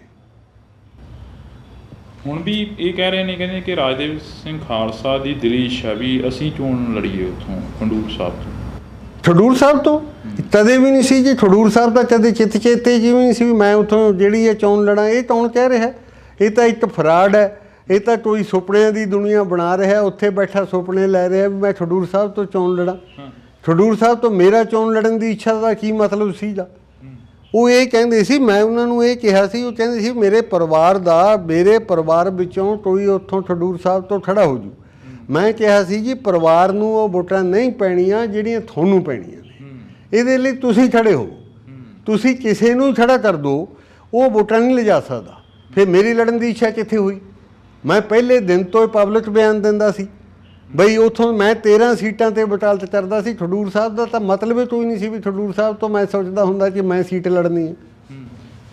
ਖਾਲਸਾ ਜੀ, ਜਿਵੇਂ ਤੁਸੀਂ ਕਾਫੀ ਖਾੜਕੂਵਾਦ ਵੇਲੇ ਜੋ ਉਸ ਦੌਰ ਦੇ ਵਿੱਚੋਂ ਲੰਘੇ ਨੇ ਲੋਕ, ਉਹਨਾਂ ਦੀ ਕਾਫੀ ਵਕਾਲਤ ਕਰੀ ਆ। ਉਹਨਾਂ ਲੋਕਾਂ ਨੂੰ ਕਾਫੀਆਂ ਨੂੰ ਮੌਤ ਦੇ ਮੂੰਹੋਂ ਵੀ ਬਚਾਇਆ ਗਿਆ, ਜਿਹੜੇ ਅਸੀਂ ਸੁਣਦੇ ਆ ਰਹੇ ਹਾਂ, ਕਿਉਂਕਿ ਸਾਡੀਆਂ ਉਮਰਾਂ ਬੜੀਆਂ ਛੋਟੀਆਂ ਨੇ। ਪਰ ਹੁਣ ਤਾਂ ਕੋਈ ਉੱਦਾਂ ਦਾ ਮਾਹੌਲ ਜੋ ਸਿਰਜਿਆ ਜਾਂਦਾ ਜਾਂ ਉੱਦਾਂ ਦੇ ਵਰਤਾਂਤ ਵਾਪਰਦੇ ਆ, ਉਹ ਮਾਹੌਲ ਨੂੰ ਕਿਵੇਂ ਦੇਖਦੇ ਹੋ? ਜਿਵੇਂ ਤੁਹਾਡੇ ਇੱਥੇ ਕਾਲਾ ਧਨੌਲਾ ਜਿਹੜਾ ਕਿ ਇੱਕ ਮੁੱਖ ਧਾਰਾ ਦੇ ਵਿੱਚ ਆ ਰਿਹਾ ਸੀ, ਉਸ ਦਾ ਐਨਕਾਊਂਟਰ ਹੋ ਜਾਣਾ, ਹੋਰ ਵੀ ਕਈ ਨੌਜਵਾਨਾਂ ਦੇ ਐਨਕਾਊਂਟਰ ਹੋ ਗਏ। ਦੇਖੋ ਉਸ ਸਮੇਂ ਦਾ ਜਿਹੜਾ ਮਾਹੌਲ ਸੀ ਉਹ ਪੰਥਕ ਮਾਹੌਲ ਸੀ। ਜਿਹੜੀ ਤਸ਼ੱਦਦ ਹੋ ਰਿਹਾ ਸੀ, ਝੂਠੇ ਮੁਕੱਦਮਿਆਂ 'ਚ ਫਸਾਇਆ ਜਾ ਰਿਹਾ ਸੀ, ਇੱਕ ਪੰਥ ਦੀ ਲਹਿਰ ਚੱਲੀ ਹੋਈ ਸੀ ਜਿਹਦੇ ਨੇਤਾ ਜਿਹਦੀ ਅਗਵਾਈ ਸੰਤ ਜਰਨੈਲ ਸਿੰਘ ਭਿੰਡਰਾਂਵਾਲੇ ਕਰ ਰਹੇ ਸੀ। ਉਹ ਇੱਕ ਰੱਬੀ ਰੂਹ ਸੀ ਜਿਨ੍ਹਾਂ ਨੂੰ ਗੁਰੂ ਗੋਬਿੰਦ ਸਿੰਘ ਸਾਹਿਬ ਮਹਾਰਾਜ ਕਲਗੀਧਰ ਪਾਤਸ਼ਾਹ ਨੇ ਆਪਣੇ ਹੱਥਾਂ ਨਾਲ ਜਿਹੜਾ ਸੀ ਬਣਾਇਆ ਸੀ ਅਤੇ ਉਹਨਾਂ ਨੇ ਬਰਸਾਇਆ ਸੀ। ਅਤੇ ਜਿਹੜਾ ਹੁਣ ਇਨਕਾਊਂਟਰ ਹੈ ਹੋ ਰਿਹਾ, ਇਹ ਸਰਕਾਰ ਕਰ ਰਹੀ ਹੈ, ਪਰੰਤੂ ਇਸ ਨੂੰ ਉਸ ਹਾਲਤ ਨਾਲ ਮਿਲਾ ਕੇ ਨਹੀਂ ਜੋੜਿਆ ਜਾ ਸਕਦਾ, ਨਾ ਦੇਖਿਆ ਜਾ ਸਕਦਾ ਹੈ। ਕੋਈ ਪੰਥਕ ਲਹਿਰ ਨਹੀਂ ਚੱਲ ਰਹੀ ਸੀ। ਪੰਥਕ ਲਹਿਰ ਭਾਈ ਅੰਮ੍ਰਿਤਪਾਲ ਸਿੰਘ ਚਲਾ ਰਹੇ ਸੀ, ਜਿਹੜੀ ਬਿਲਕੁਲ ਗੈਰ ਹਿੰਸਕ ਸੀ, ਜਿਹਦੇ 'ਤੇ ਇੱਕ ਕਿਸੇ ਦੇ ਡੰਡਾ ਵੀ ਨਹੀਂ ਮਾਰਿਆ ਗਿਆ। ਉਹ ਅਮਨ ਅਮਾਨ ਦੇ ਨਾਲ ਭਾਈ ਅੰਮ੍ਰਿਤਪਾਲ ਸਿੰਘ ਜਿਹੜੇ ਸੀ ਉਹ ਲਹਿਰ ਚਲਾ ਰਹੇ ਸੀ। ਉਦੋਂ ਸੰਤ ਜਰਨੈਲ ਸਿੰਘ ਭਿੰਡਰਾਂਵਾਲਿਆਂ 'ਤੇ ਸਾਰੇ ਇਲਜ਼ਾਮ ਇਹ ਲਾਉਂਦੇ ਸੀ ਕਿ ਕਾਂਗਰਸੀ ਨੇ ਇਹ ਗਿਆਨੀ ਜੈਲ ਸਿੰਘ ਦੀ ਪੈਦਾਇਸ਼ ਨੇ, ਕਿਉਂਕਿ ਇੰਦਰਾ ਗਾਂਧੀ ਨੇ ਇਹਨਾਂ ਦੇ ਪੈਰੀ ਹੱਥ ਲਾਤੇ ਸੀ। ਇਹ ਇੰਦਰਾ ਗਾਂਧੀ ਦੀ ਵੀ ਸਰਪ੍ਰਸਤੀ ਸੀ। ਇਹ ਇਲਜ਼ਾਮ ਝੂਠੇ ਸੀ। ਉਸ ਸਮੇਂ RSS ਦੇ ਇਲਜ਼ਾਮ ਇਸ ਲਈ ਨਹੀਂ ਲੱਗਦੇ ਸੀ ਕਿਉਂਕਿ RSS ਕੋਲੇ ਤਾਕਤ ਨਹੀਂ ਸੀ। ਜਿਹੜੇ ਸਿੱਖ ਵਿਰੋਧੀ ਨੇ, ਖਾਸ ਕਰਕੇ ਉਹ ਕਮਿਊਨਿਸਟ ਜਿਹੜੇ ਕਿ ਸਿੱਖ ਵਿਰੋਧੀ ਰਹੇ, ਸਿੱਖ ਨੌਜਵਾਨਾਂ ਨੂੰ ਬੀੜੀਆਂ ਅਤੇ ਸਿਗਰਟਾਂ ਪਿਆ ਕੇ ਉਹ ਨੈਕਸਲਵਾੜੀ ਲਹਿਰ ਦੇ ਵਿੱਚ ਸ਼ਾਮਲ ਕਰਦੇ ਰਹੇ ਅਤੇ ਉਹ ਮਹਾਰਾਜ ਨੂੰ ਗਾਲਾਂ ਕੱਢਦੇ ਰਹੇ, ਸਿੱਖ ਗੁਰੂਆਂ ਨੂੰ ਗਾਲਾਂ ਕੱਢਦੇ ਰਹੇ। ਅਤੇ ਜਦੋਂ ਉਹਨਾਂ ਨੇ ਦੇਖਿਆ ਸਾਡੀ ਲਹਿਰ ਫੇਲ ਹੋ ਗਈ, ਫਿਰ ਉਹ ਦਾੜੇ ਪ੍ਰਕਾਸ਼ ਕਰਕੇ ਸਿੱਖ ਧਰਮ ਦੇ ਵਿੱਚ ਆ ਕੇ ਚਿੰਤਕ ਬਣ ਕੇ ਬਹਿ ਗਏ। ਪਰੰਤੂ ਉਹ ਕਮਿਊਨਿਸਟ ਮੂਵਮੈਂਟ ਆਫ ਇੰਡੀਆ ਮਜ਼ਬੂਦਾਰ ਦੇ ਮੈਂਬਰ ਨੇ ਅਤੇ ਉਹਨਾਂ ਲੋਕਾਂ ਨੇ ਬਾਈਕਾਟ ਕਰਾਇਆ 1992 ਦੇ ਵਿੱਚ ਜਦੋਂ ਬੇਅੰਤ ਸਿੰਘ ਦੀ ਸਰਕਾਰ ਆਈ। ਉਹਨਾਂ ਲੋਕਾਂ ਨੇ 1985 'ਚ ਬਾਈਕਾਟ ਕਰਾਇਆ ਜਦੋਂ ਸੁਰਜੀਤ ਸਿੰਘ ਬਰਨਾਲੇ ਦੀ ਸਰਕਾਰ ਆਈ। ਉਹ ਲੋਕ ਐਸੇ ਲੋਕ ਨੇ ਜਿਨ੍ਹਾਂ ਨੇ ਸਿੱਖ ਪੰਥ ਨੂੰ ਤਬਾਹ ਕੀਤਾ। ਸਿੱਖ ਪੰਥ ਜਦੋਂ ਵੀ ਇਹ ਸੋਚਦਾ ਹੈ ਕਿ ਅਸੀਂ ਆਪਣਾ ਰਾਜਸੀ ਤਾਕਤ ਹੈ ਜਿਹੜੀ ਉਹ ਨਹੀਂ ਲੈਣੀ, ਅਸੀਂ ਵੋਟਾਂ ਵਿੱਚ ਹਿੱਸਾ ਨਹੀਂ ਲੈਣਾ, ਉਹ ਪੰਥ ਵਿਰੋਧੀ ਕਦਮ ਹੈ। ਮੈਂ ਜਦੋਂ ਖੜਕੂਆਂ ਨੇ ਬਾਈਕਾਟ ਕੀਤਾ ਸੀ, ਮੈਂ ਉਹਨਾਂ ਦੀ ਡਟ ਕੇ ਵਿਰੋਧਤਾ ਕੀਤੀ ਸੀ। ਉਸ ਸਮੇਂ ਮੈਂ ਖੜਕੂਆਂ ਦੇ ਕੇਸਾਂ ਦੀ ਪੈਰਵਾਈ ਕਰਦਾ ਸੀ, ਪਰ ਮੈਂ ਹਰੇਕ ਥਾਂ 'ਤੇ ਬਿਆਨ ਦਿੱਤਾ ਸੀ ਕਿ ਇਹ ਮਿਲੀ ਭੁਗਤ ਹੈ। ਇਹ ਕਮਿਊਨਿਸਟਾਂ ਦੇ ਪ੍ਰਭਾਵ ਥੱਲੇ ਕਰ ਰਿਹਾ ਹੈ। ਖਾੜਕੂ ਕੋਈ ਸਿੱਖਾਂ ਦੀ ਪੈਰਵਾਈ ਨਹੀਂ ਕਰ ਰਹੇ। ਖਾੜਕੂ ਬੁੱਚੜਾਂ ਨੂੰ ਇੱਥੇ ਮੁੱਖ ਮੰਤਰੀ ਲਿਆ ਰਹੇ ਨੇ, ਉਹ ਸਿੱਖਾਂ ਨੂੰ ਜਿਹੜੇ ਹੈ ਬੁੱਚੜਾਂ ਦੇ ਸਾਹਮਣੇ ਸਿੱਟ ਰਹੇ ਨੇ। ਮੈਂ ਖਾੜਕੂ ਲਹਿਰ ਦੀ ਇਹ ਜਿਹੜੀ ਇਹਨਾਂ ਨੇ ਫੈਸਲਾ ਲਿੱਤਾ, ਮੈਂ ਇਹਦੀ ਵਿਰੋਧਤਾ ਕਰਦਾ। ਉਦੋਂ ਕੋਈ ਕੋਸ਼ਟਦਾ ਨਹੀਂ ਸੀ। ਹਾਂ, ਮੈਨੂੰ ਉਹਨਾਂ ਨੇ ਇਹਦੇ ਵਿੱਚ ਧਮਕੀ ਵੀ ਦਿੱਤੀ ਸੀ ਅਖਬਾਰਾਂ 'ਚ ਕਿ ਅਸੀਂ ਦੇਖਾਂਗੇ, ਅਸੀਂ ਫਲਾਣਾ ਕਰਾਂਗੇ, ਪਾਰਟੀ ਬਣਾਉਂਦੇ ਆ ਉਧਰ ਕਰਾਂਗੇ। ਮੈਂ ਕਿਹਾ ਸੀ ਜੇ ਮਰਦ ਦੇ ਪੁੱਤੋਂ ਤਾਂ ਮੈਨੂੰ ਦੇਖਿਓ ਜ਼ਰੂਰ। ਮੈਂ ਇਸੇ ਵਿਚਾਰਧਾਰਾ ਦਾ ਰਹੂੰ। ਮੈਂ ਅੱਜ ਇਹ ਵਿਚਾਰਧਾਰਾ ਨਹੀਂ ਬਣਾਈ, ਮੈਂ ਸ਼ੁਰੂ ਤੋਂ ਇਸ ਵਿਚਾਰਧਾਰਾ ਦਾ। ਭਾਈ ਅੰਮ੍ਰਿਤਪਾਲ ਸਿੰਘ ਨੂੰ ਅੱਜ ਪਹਿਲੇ ਵਾਰੀ ਪ੍ਰੇਰਿਆ ਨਹੀਂ ਹੈ ਇਸ ਗੱਲ ਵਿੱਚ, ਤੇ ਮੈਂ ਸ਼ੁਰੂ ਤੋਂ ਹੀ ਪ੍ਰੇਰਦਾ ਰਿਹਾ ਇਸ ਗੱਲ ਬਾਰੇ, ਸੰਗਤਾਂ ਦੇ ਵਿਚਾਰ ਦੱਸਦਾ ਰਿਹਾ। ਔਰ ਉਦੋਂ ਸਭ ਨੇ ਮੰਨਿਆ ਵੀ ਸਭ ਤੋਂ ਵੱਡੀ ਗਲਤੀ ਇਹ ਖਾੜਕੂ ਲਹਿਰ ਦੀ ਜਿਹੜੀ ਇਹ ਸੀ ਕਿ ਕਮਿਊਨਿਸਟਾਂ ਦੇ ਪਿੱਛੇ ਲੱਗ ਕੇ ਇਹਨਾਂ ਨੇ ਬਾਈਕਾਟ ਕਰਤਾ ਸੀ। ਅੱਜ ਵੀ ਮੈਂ ਕਹਿਣ ਦੀ ਦਲੇਰੀ ਰੱਖਦਾ, ਇਹ ਜਿਹੜਾ ਬਾਈਕਾਟ ਕੀਤਾ, ਜਿਹੜਾ ਇਹ ਕਹਿੰਦੇ ਆ ਕਿ ਰਾਜਸੀ ਪਾਵਰ ਅਸੀਂ ਬੰਦੂਕ ਨਾਲ ਲਵਾਂਗੇ ਜਾਂ ਅਸੀਂ ਤਾਕਤ ਨਾਲ ਲਵਾਂਗੇ, ਉਹ ਕਦੇ ਨਹੀਂ ਲੈ ਸਕਣਗੇ। ਹੋਰ ਥਾਵਾਂ 'ਤੇ ਕਿਤੇ ਨਹੀਂ ਲਿੱਤੀ, ਇੱਥੇ ਕਿੱਥੇ ਲੈਣਗੇ? ਇਹ ਭੁੱਲੜ ਬੰਦੇ ਆ, ਇਹ ਭੁੱਲੜ ਬੰਦੇ ਆ, ਇਹ ਗੱਲਾਂ ਕਰਦੇ ਆ ਕਮਿਊਨਿਸਟਾਂ ਦੇ ਪ੍ਰਭਾਵ ਥੱਲੇ, ਜਿਨ੍ਹਾਂ ਦੀ ਕਦੇ ਵੀ ਇੱਛਾ ਨਹੀਂ ਕਿ ਖਾਲਸਾ ਪੰਥ ਤਾਕਤ ਲੈ ਸਕੇ। ਉਹਨਾਂ ਦੀ ਇੱਛਾ ਹੈ ਕਿ ਇਹਨਾਂ ਨੂੰ ਵੱਧ ਤੋਂ ਵੱਧ ਮਰਵਾਇਆ ਜਾਵੇ, ਸ਼ਹੀਦ ਕਰਾਇਆ ਜਾਵੇ, ਤੇ ਖਾਲਸਾ ਪੰਥ ਇੱਥੇ ਅਸੀਂ ਫਿਰ ਕਮਿਊਨਿਸਟ ਲਹਿਰ ਲਿਆਈਏ। ਤੁਸੀਂ ਭਾਈ ਸਾਹਿਬ ਦੀ ਸਪੋਰਟ ਕਰ ਰਹੇ ਹੋ, ਅੰਮ੍ਰਿਤਪਾਲ ਸਿੰਘ ਨੂੰ ਤੁਸੀਂ ਪ੍ਰੇਰ ਕੇ ਇੱਧਰ ਲੈ ਆਏ ਹੋ ਵੀ ਇਲੈਕਸ਼ਨ। ਨਹੀਂ ਜੀ, ਮੈਂ ਨਹੀਂ ਪ੍ਰੇਰਿਆ, ਮੈਂ ਨਹੀਂ ਚਾਹਦਾ, ਮੈਂ ਤਾਂ ਆਪਣੇ ਆਪ ਨੂੰ ਛੋਟੀ ਹਸਤੀ ਸਮਝਦਾ। ਪ੍ਰੇਰਿਆ ਮੈਂ ਸੰਗਤ ਦੇ ਵਿਚਾਰ ਉਹਨਾਂ ਨੂੰ ਦੱਸੇ, ਫੈਸਲਾ ਉਹਨਾਂ ਦਾ, ਮੈਂ ਪ੍ਰੇਰ ਚ ਨਹੀਂ ਲੈ ਕੇ ਆਇਆ। ਜਿਹੜੇ ਦੂਸਰੇ ਮਤਲਬ ਜਿਹੜੇ ਦੂਸਰੇ ਬੰਦੇ ਨੇ, ਜਿਵੇਂ ਦੂਸਰੇ ਸਿੰਘ ਜਿਹੜੇ ਅੰਦਰ ਨੇ, ਗੁਰਮੀਤ ਸਿੰਘ ਬੁੱਕਣਵਾਲੀਆ ਹੈਗੇ ਨੇ, ਆਪਣੇ ਕੁਲਵੰਤ ਸਿੰਘ ਰਾਓ ਕੇ ਹੈਗੇ ਨੇ, ਪ੍ਰਧਾਨ ਮੰਤਰੀ ਬਾਜੇ ਕੇ ਹੈਗੇ ਨੇ, ਦਲਜੀਤ ਕਲਸੀ ਹੈਗੇ ਨੇ, ਕਾਫੀ ਹੋਰ ਵੀ ਨੇ ਜਿਹੜੇ ਕਿ ਉਹਨਾਂ ਦੇ ਲਈ ਨਹੀਂ ਕਦੇ ਸੋਚਿਆ ਵੀ ਇਹਨਾਂ ਨੂੰ ਵੀ ਆਜ਼ਾਦ ਚੋਣ ਲੜਾ ਦਿੱਤੀ ਜਾਵੇ। ਦੇਖੋ ਮੇਰੀ ਗੱਲ ਦਾ ਇਹਦਾ ਜਵਾਬ ਸੁਣੋ, ਬੜਾ ਸਪਸ਼ਟ ਜਵਾਬ ਹੈ। ਤੇ ਕੱਲ ਨੂੰ ਕਹਿ ਦੇਣਗੇ ਬਈ ਤੁਸੀਂ ਜੀ ਇਕੱਲੇ ਗੁਰੂ ਗੋਬਿੰਦ ਸਿੰਘ ਜੇ ਗੁਰੂ ਬਣ ਗਏ, ਤੇ ਬੱਚਿਆਂ ਬਾਰੇ ਨਹੀਂ ਸੋਚਿਆ ਜਿਹੜੇ ਬਾਕੀ ਬੈਠੇ ਸੀ ਵੀ ਇਹਨਾਂ ਨੂੰ ਵੀ ਗੁਰੂ ਬਣਾਇਆ ਜਾਵੇ। ਲੀਡਰ ਜਿਹੜੇ ਹੁੰਦੇ ਆ ਉਹ ਸਾਰੇ ਨਹੀਂ ਹੁੰਦੇ, ਇੱਕ ਲੀਡਰ ਹੁੰਦਾ। ਉਸ ਲੀਡਰ ਨੇ ਜਿਹੜਾ ਫੈਸਲਾ ਲੈ ਲਿਆ ਉਹਨੂੰ ਮੰਨਣਾ ਪੈਂਦਾ। ਕਿਉਂ ਫੈਸਲਾ ਲੈ ਲਿਆ? ਉਹਨਾਂ ਦੇ ਮਨ 'ਚ ਹੋਰ ਇੱਛਾ ਸੀ ਬਈ ਸ਼ਾਇਦ ਜੇ ਸਾਰਿਆਂ ਨੂੰ ਖੜਾ ਕਰਤਾ ਸਾਰੇ ਨਾ ਹਾਰ ਜਾਣ, ਆਪਾਂ ਇੱਕ ਸੀਟ ਨੂੰ ਚੁਣਿਆ ਜਾਵੇ, ਉਸ 'ਤੇ ਲੱਗੇ, ਤਾਂ ਉਹਨਾਂ ਦਾ ਫੈਸਲਾ ਹੈ। ਮੈਂ ਉਹਦੇ ਨਾਲ ਸਹਿਮਤ ਨਹੀਂ ਸੀ। ਮੈਂ 13 ਦੀਆਂ 13 ਸੀਟਾਂ ਲੜਾਉਣਾ ਚਾਹੁੰਦਾ ਸੀ। ਮੈਂ ਉਹਨਾਂ ਦੇ ਫੈਸਲੇ ਦੀ ਹੁਣ ਵੀ ਹਮਾਇਤ ਨਹੀਂ ਕਰਦਾ। ਮੈਂ ਕਹਿੰਦਾ 13 ਸੀਟਾਂ 'ਤੇ ਸਾਡੀ ਲਹਿਰ ਸੀ। ਬਾਬਾ ਜੋਗਿੰਦਰ ਸਿੰਘ ਨੇ ਉਦੋਂ 13 ਸੀਟਾਂ ਲੈਣ ਦਾ ਫੈਸਲਾ ਲੈ ਲਿਆ ਸੀ, ਤੇ ਸਾਡੀ ਵੱਡੀ ਜਿੱਤ ਵੀ ਹੋਈ, 10 ਸੀਟਾਂ ਆ ਗਈਆਂ ਸੀ ਉਦੋਂ 13 ਸੀਟਾਂ ਦੇ ਵਿੱਚੋਂ। ਹੁਣ ਆਪਾਂ ਇਸ ਗੱਲ 'ਤੇ ਵਿਗਾੜ ਪਾਈਏ ਜੀ ਇਹਨੂੰ ਗੁਰੂ ਨਹੀਂ ਬਣਾਇਆ ਜੀ, ਤੁਸੀਂ ਇਹਨੂੰ ਲੀਡਰ ਨਹੀਂ ਬਣਾਇਆ ਜੀ, ਤੁਸੀਂ ਸਾਰਿਆਂ ਨੂੰ ਬਣਾਉਣਾ ਸੀ ਜੀ। ਇਹ ਜਿਹੜੀ ਕੋਈ ਦਲੀਲ ਹੈ, ਇਹ ਤਾਂ ਕੋਈ ਦਲੀਲ ਹੀ ਨਹੀਂ ਹੈ ਵੀ ਸਭ ਨੂੰ ਬਣਾਉਣਾ ਸੀ, ਸਭ ਨੂੰ ਇੱਕ ਪਾਸੇ ਰੱਖਣਾ ਸੀ। ਅਗਵਾਈ ਇੱਕ ਨੇ ਕਰਨੀ ਹੁੰਦੀ ਹੈ ਕਿ ਸਾਰਿਆਂ ਨੇ ਕਰਨੀ ਹੁੰਦੀ ਹੈ? ਕਿਉਂਕਿ ਜਿਹੜੇ ਲੋਕਾਂ ਦੀ ਆਵਾਜ਼ ਉਹ ਇਹ ਆ ਰਹੀ ਆ, ਕਹਿੰਦੇ ਕਿ ਵੀ ਫਿਰ ਇੱਕ ਸੀਟ ਹੀ ਕਿਉਂ ਚੁਣੀ ਗਈ, ਵੀ ਸਾਰੀਆਂ ਸੀਟਾਂ ਕਿਉਂ ਨਹੀਂ ਚੁਣੀਆਂ ਗਈਆਂ? ਉਹ ਤਾਂ ਮੈਂ ਵੀ ਕਹਿ ਰਿਹਾ ਬਈ ਫਿਰ ਉਹ ਇੱਕ ਸੀਟ ਜਿਹੜੀ ਆ ਉਹ ਚੁਣਨੀ ਉਹਨਾਂ ਦਾ, ਜਿਹੜਾ ਉਹਨਾਂ ਦਾ ਵਿਚਾਰ ਸੀ। ਕੀ ਉਹਨਾਂ ਦਾ ਵਿਚਾਰ ਸੀ? ਮੇਰੀ ਵੀ ਇਹ ਸੀ ਵੀ 13 ਸੀਟਾਂ ਹੀ ਚੁਣੀਆਂ ਜਾਣ। ਇਹ ਗੱਲ ਨਾਲ ਮੈਂ ਤੁਹਾਡੇ ਨਾਲ ਸਹਿਮਤ ਹਾਂ। ਮੈਂ ਉਹਨਾਂ ਨੂੰ ਜਿਹੜੀ ਹੈ ਸਲਾਹ ਵੀ ਇਹੀ ਦਿੱਤੀ ਸੀ, ਮੈਂ ਆਪਦੀ ਸੀਟ ਵੀ ਕੁਰਬਾਨ ਕਰਤੀ। ਸੋ ਇਹ ਤਾਂ ਬਈ ਉਹ ਕਿਉਂ ਉਹਨਾਂ ਨੇ ਚੁਣੀ, ਇਹ ਤਾਂ ਉਹਨਾਂ ਦੇ ਮਨ 'ਚ ਹੈ ਨਾ ਬਈ ਕਿਵੇਂ ਇੱਕ ਸੀਟ ਚੁਣੀ ਜੀ। ਆਪਦੀ ਸੀਟ ਦੀ ਗੱਲ ਕਰ ਰਹੇ ਹੋ ਤੁਸੀਂ, ਅਨੰਦਪੁਰ ਸਾਹਿਬ ਤੋਂ ਲੜਨੀ ਸੀ? ਨਹੀਂ ਜੀ ਨਹੀਂ, ਮੈਂ ਨਹੀਂ ਚਾਹੁੰਦਾ ਸੀ। ਮੈਨੂੰ ਕਹਿ ਰਹੇ ਸੀ ਵੀ ਇਹਨਾਂ ਨੂੰ ਉੱਥੋਂ ਕਰ ਦਿਓ। ਚਲੋ ਮੈਂ ਕਹਿੰਦਾ ਬਈ ਉਹ ਜਿਹੜੀ ਗੱਲ ਹੈ ਉਹ ਤਾਂ ਛੱਡੋ। ਅਨੰਦਪੁਰ ਸਾਹਿਬ ਜਿਹੜਾ ਭਾਈ ਸਾਹਿਬ ਦਾ ਹੁਕਮ ਹੈ ਉਹ ਮੈਂ ਹਰੇਕ ਮੰਨ ਲੈਣਾ। ਮੈਂ ਕੋਈ ਅਨੰਦਪੁਰ ਸਾਹਿਬ ਤੋਂ ਲੜਨ ਨੂੰ ਜਾਂ ਹੋਰ ਨੂੰ ਮੇਰਾ ਉਸ ਦੇ ਵਿੱਚ ਕੋਈ ਅਫਸੋਸ ਨਹੀਂ ਹੈ ਬਈ ਕਿਉਂ ਨਹੀਂ ਲੜੇ। ਪਰੰਤੂ ਮੈਂ ਜਿਹੜੀ ਇਹ ਕਹਿਣਾ, ਜਿਹੜੀ ਇਹ ਗੱਲ ਕਹਿੰਦੇ ਵੀ ਸਾਰਿਆਂ ਨੂੰ ਲੀਡਰ ਕਿਉਂ ਨਹੀਂ ਬਣਾਇਆ, ਤਾਂ ਲੀਡਰ ਤਾਂ ਸਾਰੇ ਬਣੇ ਨਹੀਂ ਸਕਦੇ ਹੁੰਦੇ। ਜਿਹੜੇ ਹਰੇਕ ਬੰਦਾ ਲੀਡਰ ਬਣੂਗਾ, ਹਰੇਕ ਬੰਦਾ ਜਿੱਤੂਗਾ, ਹਰੇਕ ਬੰਦਾ ਜਿਹੜਾ ਹੈਗਾ ਉਹ ਹੋਰ ਕਰੂਗਾ, ਉਹ ਤਾਂ ਗੱਲ ਹੀ ਫਜ਼ੂਲ ਹੈ। ਉਹ ਕੌਣ ਕਹਿੰਦਾ? ਜਿਹੜਾ ਤੁਸੀਂ ਕਹਿੰਦੇ ਹੋ ਆਮ ਜਿਹੜੇ ਹੈ ਇਹ ਬਿਰਸਾ ਸਿੰਘ ਬਲਟੋਹਾ ਕਹਿੰਦਾ। ਫਿਰ ਬਿਰਸਾ ਸਿੰਘ ਬਲਟੋਹਾ ਕਿਉਂ ਚੋਣ ਲੜ ਰਿਹਾ? ਉਹਨੂੰ ਵੀ ਕਿਸੇ ਬੰਦੀ ਸਿੰਘ ਨੂੰ ਕਹਿੰਦਾ ਜੀ ਮੈਂ ਤਾਂ ਬੰਦੀ ਸਿੰਘਾਂ ਪਿੱਛੇ ਲੜ ਰਿਹਾ। ਫਿਰ ਬੰਦੀ ਸਿੰਘ ਨੂੰ ਲੜਾ ਦੇਣਾ ਸੀ। ਇਹਨਾਂ ਨੇ ਕਿਹੜਾ ਬੰਦੀ ਸਿੰਘ ਲਿਆਂਦਾ? ਕੋਈ ਬੰਦੀ ਸਿੰਘ ਨਹੀਂ ਲਿਆਂਦਾ। ਉਹ ਕਹਿੰਦੇ ਆਖਰੀ ਐਨਐਸਏ ਸਾਡੇ ਤੇ ਲੱਗੀ ਸੀ। ਹੈ ਜੀ, ਕਹਿੰਦੇ ਆਖਰੀ ਐਨਐਸਏ ਸਾਡੇ ਤੇ ਲੱਗੀ ਸੀ। ਦੇਖੋ ਮੇਰੀ ਗੱਲ ਸੁਣੋ, ਐਨਐਸਏ ਬਿਲਕੁਲ ਆਖਰੀ ਉਹਨਾਂ ਤੇ ਨਹੀਂ ਲੱਗੀ। ਬਿਲਕੁਲ ਇਹ ਜਿਹੜੇ ਹੈਗੇ ਆ ਇਹ ਗੱਲ ਜਿਹੜੀ ਐਵੇਂ ਕਹਿ ਰਿਹਾ, ਉਸ ਸਮੇਂ ਜਿਹੜੀ ਐਨਐਸਏ ਸੀ ਉਹ ਸੈਂਕੜਿਆਂ ਤੇ ਲੱਗੀ ਸੀ। ਮੈਂ ਸੈਂਕੜੇ ਕੇਸ ਲੜੇ। ਅਜਮੇਰ ਸਿੰਘ ਮਹਿਲ ਕਲਾਂ ਤੇ ਵੀ ਐਨਐਸਏ ਲੱਗੀ ਸੀ। ਅੱਜ ਵੀ ਬੈਠਾ ਮਹਿਲ ਕਲਾਂ ਦੇ 13 ਜਣਿਆਂ ਤੇ ਐਨਐਸਏ ਲੱਗੀ ਸੀ। 13 ਦਾ ਮੈਂ ਵਕੀਲ ਸੀ। ਬਿਰਸਾ ਸਿੰਘ ਬਲਟੋਹਾ ਤੇ ਆਖਰੀ NSA ਕਦੋਂ ਲੱਗੀ? ਇਹਨਾਂ ਤੇ NSA ਜਿਹੜੀ ਸੀ ਪਹਿਲਾਂ ਤੇ ਪਿੱਛੋਂ ਸਭ ਤੋਂ ਇਹਨਾਂ ਤੇ ਲੱਗੀ ਸੀ। ਆ ਜਿਹਦੀ ਜਥੇਦਾਰ ਅਜਮੇਰ ਸਿੰਘ ਅੱਜ ਵੀ ਜਿਉਂਦਾ, ਮਹਿਲ ਕਲਾਂ ਦੇ ਵਿੱਚ ਬੈਠਾ, ਤੇ NSA ਲੱਗੀ ਸੀ ਇਹਨਾਂ ਤੇ। ਇਹ 'ਚ ਬਿਆਨ ਦੇ ਦੇਣਾ ਵੀ ਆਖਰੀ NSA ਮੇਰੇ ਤੇ ਲੱਗੀ ਸੀ, NSA ਦੇ ਸਭ ਤੋਂ ਵੱਧ ਕੇਸ ਮੈਂ ਲੜੇ ਆ। ਇਹ ਕਹਿ ਦੇਣ ਦਾ ਕੀ ਮੁੱਲ ਹੈ ਵੀ NSA ਉਹਨਾਂ ਤੇ ਲੱਗੀ ਸੀ? ਉਹ ਸੈਂਕੜਿਆਂ 'ਚੋਂ ਇੱਕ ਸੀ ਉਹ, ਅੱਜ ਸੈਂਕੜੇ ਨਹੀਂ ਹਨ। ਆਖਰੀ ਸਵਾਲ ਆ, ਕਿਵੇਂ ਦਾ ਦੇਖਦੇ ਹੋ ਓਵਰਆਲ ਜਿਹੜੀਆਂ ਕਿ ਸਿੱਖ ਪੰਥ ਦੀਆਂ ਸਰਗਰਮੀਆਂ ਨੇ, ਕਿਵੇਂ ਦੇਖਦੇ ਹੋ? ਨਹੀਂ, ਸਿੱਖ ਪੰਥ ਦੀਆਂ ਸਰਗਰਮੀਆਂ, ਮੈਂ ਹੋਰ ਕਿਸੇ ਨੂੰ ਸਿੱਖ ਲੀਡਰ ਮੰਨਦਾ ਹੀ ਨਹੀਂ ਹਾਂ। ਮੈਂ 17 ਮਾਰਚ ਨੂੰ ਬੋਲਿਆ ਸੀ ਅੰਮ੍ਰਿਤਸਰ ਦੇ ਮੋਰਚੇ 'ਚ, ਜਦੋਂ ਭਾਈ ਅੰਮ੍ਰਿਤਪਾਲ ਸਿੰਘ ਦੀ ਜੇਲ੍ਹ ਤਬਦੀਲੀ ਵਾਸਤੇ ਇਕੱਠ ਰੱਖਿਆ ਸੀ, ਕਿ ਅੱਜ ਦਾ ਇਹ ਇਕੱਠ ਪ੍ਰਵਾਨ ਜੀ ਦੇਵੇ ਕਿ ਭਾਈ ਅੰਮ੍ਰਿਤਪਾਲ ਸਿੰਘ ਸਿੱਖਾਂ ਦੇ ਇੱਕੋ ਇੱਕ ਬਾਹਤ ਤੌਰ 'ਤੇ ਧਾਰਮਿਕ ਤੇ ਰਾਜਸੀ ਆਗੂ ਨੇ, ਧਾਰਮਿਕ ਤੇ ਰਾਜਸੀ ਆਗੂ ਨੇ, ਕਿਉਂਕਿ ਸਾਡਾ ਧਰਮ ਤੇ ਰਾਜਨੀਤੀ ਇਕੱਠੀ ਹੈ। ਅਸੀਂ ਇਹ ਨਹੀਂ ਕਹਿ ਸਕਦੇ ਕਿ ਇੱਕ ਧਾਰਮਿਕ ਆਗੂ ਹੈ ਤੇ ਇੱਕ ਰਾਜਸੀ ਆਗੂ ਹੈ। ਜੇ ਅੱਜ ਮੈਂ ਸਿੱਖ ਪੰਥ ਲਈ ਬੈਠਾ, ਮੈਂ ਧਰਮ 'ਚ ਵੀ ਪ੍ਰਤੱਖ ਹਾਂ, ਮੈਂ ਉਸ ਧਰਮ ਦੇ ਵਿੱਚ ਵੀ ਹਾਂ, ਫਿਰ ਮੈਂ ਰਾਜਨੀਤੀ 'ਚ। ਰਾਜਨੀਤੀ ਵੀ ਮੈਨੂੰ ਗੁਰੂ ਗੋਬਿੰਦ ਸਿੰਘ ਸਾਹਿਬ ਮਹਾਰਾਜ ਨੇ ਬਖਸ਼ੀ ਹੈ, ਧਰਮ ਵੀ ਮੈਨੂੰ ਗੁਰੂ ਗੋਬਿੰਦ ਸਿੰਘ ਸਾਹਿਬ ਮਹਾਰਾਜ ਨੇ ਬਖਸ਼ਿਆ, ਤੇ ਉੱਥੇ ਜਟਾਰਿਆਂ ਦੀ ਗੂੰਜ ਵਿੱਚ ਇਸ ਨੂੰ ਪ੍ਰਵਾਨਗੀ ਦਿੱਤੀ ਜਾਈ। ਸਾਰੇ ਕਮਿਊਨਿਸਟ ਜਿਹੜੇ ਉਹ ਜਾਲੀ ਸਿੱਖ ਚਿੰਤਕ ਬਣੇ ਸੀ, ਉਹ ਮੇਰੇ ਖਿਲਾਫ ਹੋ ਗਏ ਬਈ ਇਹ ਤਾਂ ਜਟਾਰਿਆਂ ਦੀ ਗੂੰਜ ਦੇ ਵਿੱਚ ਪ੍ਰਵਾਨਗੀ ਲੈ ਗਏ ਵੀ ਭਾਈ ਅੰਮ੍ਰਿਤਪਾਲ ਸਿੰਘ ਇੱਕੋ ਇੱਕ ਲੀਡਰ ਹੈ। ਸ਼੍ਰੋਮਣੀ ਅਕਾਲੀ ਦਲ ਅੱਜ ਜਿਹੜਾ ਹੈ, ਇਹ ਜਾਲੀ ਅਕਾਲੀ ਦਲ ਹੈ, ਇਹਦੀ ਸਿੱਖਾਂ ਦੀ ਕੋਈ ਪ੍ਰਤੀਨਿਧ ਨਹੀਂ ਹੈ। ਨਾ ਸੁਖਬੀਰ ਸਿੰਘ ਬਾਦਲ ਕੋਈ ਲੀਡਰ ਹੈ, ਨਾ ਬਿਰਸਾ ਸਿੰਘ ਬਲਟੋਹਾ ਕੋਈ ਸਿੱਖਾਂ ਦਾ ਲੀਡਰ ਹੈ।